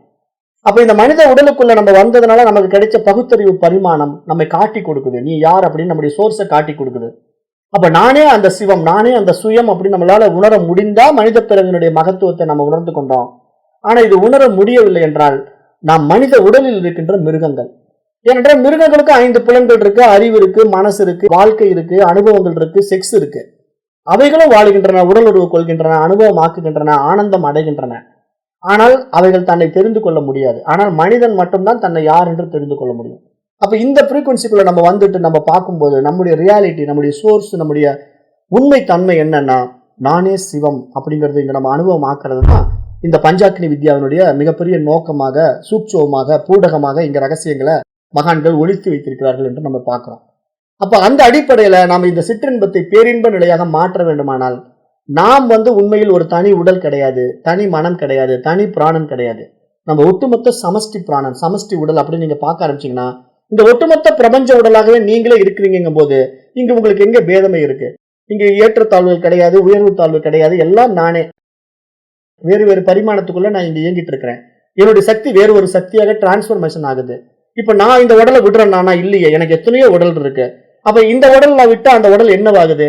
மீண்டும் அது மூலத்துக்கு திரும்புது. பஞ்சபூதங்கள் இருந்து வெளிப்பட்ட உடல் மீண்டும் பஞ்சபூதங்கள்ல போய் இயங்க போகுது. அப்ப அக்னியில போய் அக்னி சேர்ந்துக்கும், அப்புறம் அந்த காற்று பிராணன்ல போய் சேர்ந்துக்கும். இப்படியே எல்லாம் 5 பூதங்களும் அங்கங்க போய் சேருமே தவிர அந்த 5 பூதங்களும் தன்னுடைய மூலத்துக்கு திரும்பாம வேற இந்த உடலை அப்படியே ஒளித்தேகமா மாத்துறேன், அப்படி இப்படி மாத்துறேன், அப்படி மாத்துறேன், அழியாத உடலை நான் பூமிக்கு அடியில வச்சுக்கிட்டு இருக்கேன், 1000 ஆண்டு கழிச்சு நான் தோண்டி பார்த்தோம், அவர் அப்படியே ஜீவன் அப்படி இருக்குது அப்படின்லாம் சொன்னா அது பூரா கட்டுக்கதைகள், கதைகள் அப்படின்னு நல்லா புரிஞ்சுக்கங்க. அப்படிலாம் எந்த சாமியார்களும் அப்படி பூமியில ஜீவத்துவமா வாழ்றது இல்லை. இங்க ஜீவன் அப்படிங்கிற ஜீவன் முக்தி அப்படிங்கிறது நம்ம பூமியில புதைக்கக்கூடிய நிலையில உண்டாகிற சமாதி கிடையாது.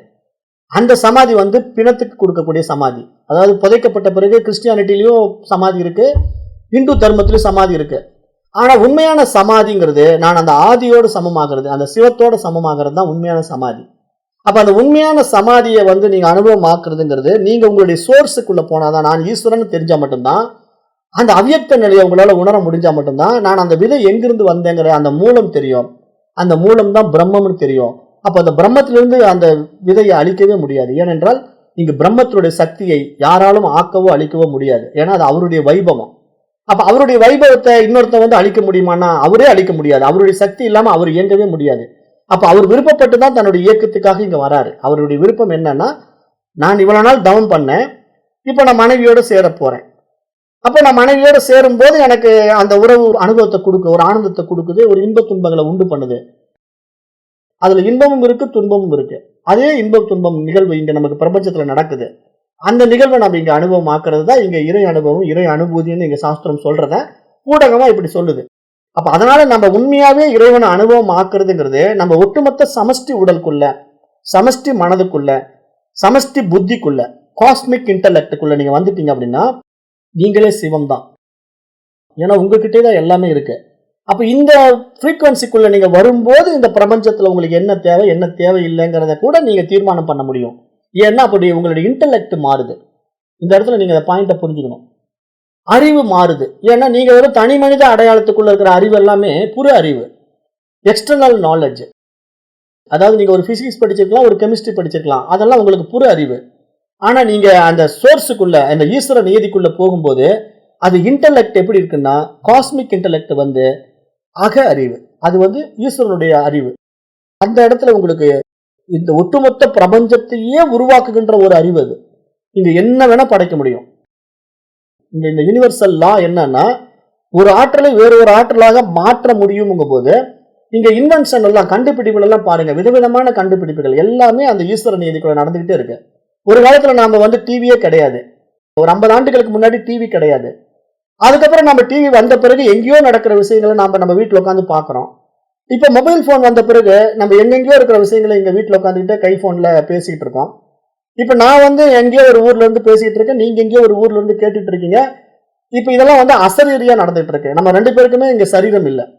இப்ப நீங்க ஏதாவது சரீரம் எடுத்துக்கிட்டு என் முன்னாடி உட்கார்ந்து இருக்கீங்களா? நான் ஏதாவது சரீரம் எடுத்துட்டு உங்க முன்னாடி உட்கார்ந்து இருக்கேன்னா? நம்ம 2 பேருமே உடல்லயே கிடையாது. நீங்களும் உடல் இல்ல, நானும் உடல் இல்ல. ஆனா நம்ம 2 பேருக்குள்ள ஒரு டிரான்ஸ்பர்மேஷன் நடக்குது. நான் ஒரு விஷயத்தை கொடுக்குறேன், நீங்க ஒரு விஷயத்தை எடுக்கிறீங்க. இது பூரா ஏர்ல வருது. ஏர்ல ஒளி அலைகளா, சவுண்ட் எனர்ஜியா உங்களுக்கு வந்துகிட்டே இருக்கு. அப்ப இந்த சவுண்ட் எனர்ஜியை நீங்க உள்ள வாங்குறதுக்கு பேர் என்ன? சரீரம் இல்லாத கேள்வி ஞானம். இதுக்கு பேர் அசரீரின்னு பேரு. இந்த அசரீரி விஷயங்களை இப்ப நம்ம என்ன பண்றோம், டெக்னாலஜியில நாம இந்த எக்ஸ்டர்னல் மீடியம் வச்சுக்கிட்டு யூஸ் பண்றோம். எக்ஸ்டர்னல் மீடியம்ங்கிறது இப்ப mobile phone technology, communication technology, wireless technology நம்ம வச்சு யூஸ் பண்றோம். பட் பண்டைய ரிஷிகள் இந்த கம்யூனிகேஷன் டெக்னாலஜியை எப்படி யூஸ் பண்ணாங்கன்னா, தன்னுடைய தவ வலிமையினால, இப்ப நீங்க என்கிட்ட ஒரு கேள்வி கேட்கணும் அப்படின்னு நீங்க என்ன மானசீகமா நினைச்சீங்கன்னா, நான் டக்குன்னு உங்களுக்குள்ள வந்துடுவேன். வந்துட்டு நான் உங்களுக்கு அதுக்கு பதில் சொல்லிடுவேன். எப்படி எனக்கு தெரியும் உங்களுக்கு அந்த கேள்வி கேட்டு நீங்க அங்க எத்தனையோ ஆயிரக்கணக்கான மைல்களுக்கு அந்த பக்கம் இருந்து நீங்க ஒரு யோசனை கேட்கறீங்க, அந்த யோசனைக்கு பதில் பெற வேண்டும்னா நீங்க இந்த ஃப்ரீக்வன்சிக்குள்ள வந்தீங்கன்னா உங்களுக்கு அந்த பதில் உள்ள இருந்து கிடைக்கும். ஆனா அந்த உள்ள இருந்து சொன்னது யாரு? அதே ஈஸ்வரன் தான். ஆனா அந்த கம்யூனிகேஷன் டெக்னாலஜி வயர்லெஸ் டெக்னாலஜி. அப்படிதான் இங்க சித்தர்கள், ஞானிகள், மகான்கள், ரிஷிகள் எல்லாம் இந்த உலகத்துக்கு வேதத்தை கொடுத்தாங்க. அப்போ இந்த வயர்லெஸ் டெக்னாலஜியில் நமக்கு ரிசீவ் பண்ணக்கூடிய அந்த கெப்பாசிட்டி தான் நம்ம ரைஸ் பண்ணிக்கணும். இப்போ நம்ம கெப்பாசிட்டி இழந்துட்டோம். நம்ம என்ன நம்ம புறப்பொருட்களில் கையாண்டு பழகிட்டதுனால நம்முடைய அக உணர்வை பிடிக்க முடியாமல் போச்சு. அக உணர்வை பிடிக்க முடியாமல் போனதுனால தான் நம்ம இடத்துல இருக்கின்ற அந்த ஈஸ்வர உணர்வாகிய பேருணர்வை நம்மளால பிடிக்க முடியல. ஃபர்ஸ்ட் நம்மளால அக உணர்வே பிடிக்க தெரியல. அக உணர்வை நீங்க பிடிச்சா மட்டும்தான் நீங்க பேருணர்வு நிலைக்கு போக முடியும். அதுக்கு பேர் அக உணர்வுன்னா உள்ளுணர்வுன்னு பேரு. இந்த ஒட்டுமொத்த பிரபஞ்ச உணர்வுக்கு பேருணர்வுன்னு பேரு. அப்ப நீங்க அந்த பேருணர்வு தன்மைக்குள்ள போகிறதுக்கு நீங்க தகுதியானவராக மாறுறதுக்கு தான் இந்த உடம்பு மனசு உங்களுக்கு கருவிகளாக கொடுக்கப்பட்டிருக்கு.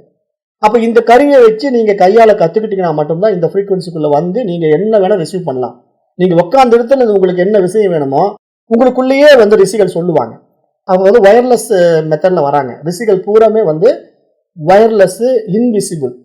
அவங்க உங்களுக்குள்ள இருந்து அப்படியே உணர்த்துவாங்க. அப்ப நீங்க திருமந்திரம் படிச்சீங்கன்னா திருமூலரே உள்ள இருந்து உங்களுக்கு சொல்லி கொடுக்குற மாதிரி எல்லாம் புரியும். திருக்குறள் எடுத்து படிச்சீங்கன்னா திருக்குறள் எல்லாம் உங்களுக்கு புரியும். இப்படிதான் சித்தர்கள், ஞானிகள், ரிஷிகள் எல்லாம் வாழ்ந்தாங்க. அப்ப அந்த ஃப்ரீக்வன்சிக்குள்ள நம்ம போகணும். அப்பதான் நம்ம இந்த உடம்புடைய உண்மைத்தன்மை என்ன நமக்கு புரியும். அப்பதான் நம்ம பிறவி பரிமாணத்தை கடக்க முடியும். இல்லைன்னா பிறவிகள் மாறி மாறி இப்படியே நம்ம உடம்பு மாற்றி சட்டை மாற்றிக்கிட்டே இருக்க வேண்டியதான். அப்போ அதை 5 அக்னிகள் மூலமாக எப்படியெல்லாம் நம்ம வேறு வேறு ஃபார்முக்கு போகிறோம், வேறு வேறு ஃபார்ம்லேருந்து திருப்பி நம்ம எப்படி இந்த மனித உடல் எடுக்கிறோம், இந்த மனித உடல் மூலமாக நம்ம அடைஞ்ச அனுபவங்கள் எதை நோக்கி போகுது, அந்த சிற்றின்பம் நமக்கு பேரின்பத்தை காட்டி கொடுக்குது. அப்போ இந்த சிற்றின்பத்தை நான் எப்படி அடிக்கடி அனுபவிக்கணும்னு ஆசைப்படுறேனோ அது எப்பொழுதும் 24/7 நான் அனுபவிக்க முடியுமா அப்படின்னா அது உடல் உறவுலையும் அனுபவிக்க முடியுமா? யாராலையும் முடியாது. 24/7 நம்ம 2 பேரும் செக்ஸ் வச்சுக்கிட்டே இருக்கலாம்னா முடியுமானா எந்த ஹியூமன் பாடியும் முடியாது. அப்போ நீங்க வயர்லெஸ் மெத்தட், நீங்க பாடி மைண்ட் அட்டாச்மெண்ட் இல்லாம நீங்க 24/7 நீங்க அந்த உணர்வு நிலையில இருக்க முடியும். அதுக்கு பேர் பேருணர்வு. நீங்க பேருணர்வை பிடிச்சா மட்டும்தான் நீங்க அந்த என்ஜாய்மெண்ட், அந்த ஜாய்ஃபுல், அந்த ஹாப்பினஸ், அந்த பீஸ்ஃபுல்னஸ் எல்லாமே கிடைக்கும். உங்களை மறந்து ஆனந்த நிலையில, அந்த நிஷ்டையில, அந்த சதாசிவமா, அந்த சிவமா சமாதி நிலை. அதுக்கு நிர்விகல்ப சமாதின்னு பேரு. எந்த விகல்பமும் இல்லாம ஆனந்தமா இருக்க முடியும். அப்ப அந்த ஃப்ரீக்வன்சியை நம்ம போறதுக்கு உண்டான பிளாட்ஃபார்ம்ஸ் தான் இதெல்லாம் அப்படின்ட்டு இந்த இடத்துல இந்த பஞ்சாக்னி வித்தை பேசுது. உங்களுக்கு புரியுற மாதிரி கண்ணோட்டத்தில் இன்னைக்கு புரிய வச்சிருக்கேன். இதை நம்ம நிறைய விஷயங்கள்ல பிராக்டிக்கலா வகுப்புகள்ல நம்ம கொடுக்குறோம். எப்படி அந்த பேருணர்வு தன்மை அடைகிறதுங்கிறதுக்கு தான் இந்த நாத யோகம் வகுப்பெல்லாம் இப்ப நான் உங்களுக்கு கொண்டு வந்திருக்கேன். ஏன்னா நிறைய பேர் இந்த விஷயத்தை கேட்டுட்டு எனக்கு இதை எக்ஸ்பீரியன்ஸ் பண்ணி பார்க்கணும், அந்த பேருணர்வு நிலையை அடையணும்னு ஆசைப்படுறீங்க. ஆனா உள்ளுணர்வு நிலையை அனுபவமாக்க முடியாம பேருணர்வு நிலையை எப்படி அனுபவமாக்க முடியும்? இப்ப நீங்க உள்ளுணர்வு நிலையை அனுபவம் ஆக்குறது தான் உடல் உறவு. நீங்க உடல் உறவுல கொஞ்ச நேரம் நடக்கிற அந்த ஃபிராக்சர் ஆஃப் செகண்ட்ஸ் உங்களுக்கு உள்ளுணர்வு அனுபவம் ஆன உடனே உங்களை மறந்துட்டீங்க. ஆனா அந்த சின்ன உணர்வை கொஞ்ச நேரம் அனுபவமாக்குறதுல கிடைக்கிற ஆனந்தத்தை மீண்டும் மீண்டும் விரும்புவது உடல் பற்றின் காரணமாகத்தான் இருக்கே தவிர, ஆனா உண்மையில் நம்ம உடல் கடந்த உணர்வுன்னு உங்களுக்கு தெரிஞ்சுட்டா அதை பிடிக்கிறதுக்கு நீங்க உடலும் தேவையில்லை, மனசும் தேவையில்லை. அந்த உணர்வு தான் நானுங்கிறத உணர்வதற்கான ஒரு வாய்ப்பாக இந்த உடலை பயன்படுத்தி கொள்ள வேண்டும் என்றுதான் எங்க மகான்கள் சொல்ல வராங்களே தவிர சும்மா உடலுறவு கொண்டுகிட்டே இருக்கிறதுக்காக நம்ம படைக்கப்படல. இதைதான் நிறைய பேர் பண்ணி பண்ணி வாழ்க்கையை தொலைச்சிட்டு போயிடுறாங்க. ஆனா இந்த வாழ்க்கை இதுக்காக கொடுக்கல. அதை டேஸ்ட் பார்த்துட்டு இவருடைய ரியாலிட்டிக்குள்ள போ அப்படிங்கிறது தான் இந்த உடம்பே நமக்கு கிடைச்சிருக்கு. அதுக்கு ஒரு அரிதான உடல் மனித உடல் அப்படிங்கிற அடிப்படை விஷயத்தை தான் இங்க வேதம் பேசுது. இதெல்லாம் ஒரு மிகப்பெரிய ரகசியத்தை மகான்கள் பேசிட்டு இருக்காங்க. இந்த அண்டர்ஸ்டாண்டிங் கெப்பாசிட்டி தான் நமக்கு வேணும். நமக்கு பகுத்தறிவு பரிமாணம்ங்கிறது புரிந்து கொள்றதுல இருக்குங்கிறத நீங்க புரிஞ்சுக்கங்க. அப்ப இதை புரிஞ்சுட்டு நீங்க இந்த பாடத்திட்டத்தில் பயணம் பண்ணணும். அப்ப இதனுடைய தொடர் வகுப்புகள் நம்ம மீண்டும் திங்கட்கிழமை பார்க்கலாம். நேரம் கருதி வகுப்பை நிறைவு செய்கின்றேன். நன்றி. ஓம் தத் சத்.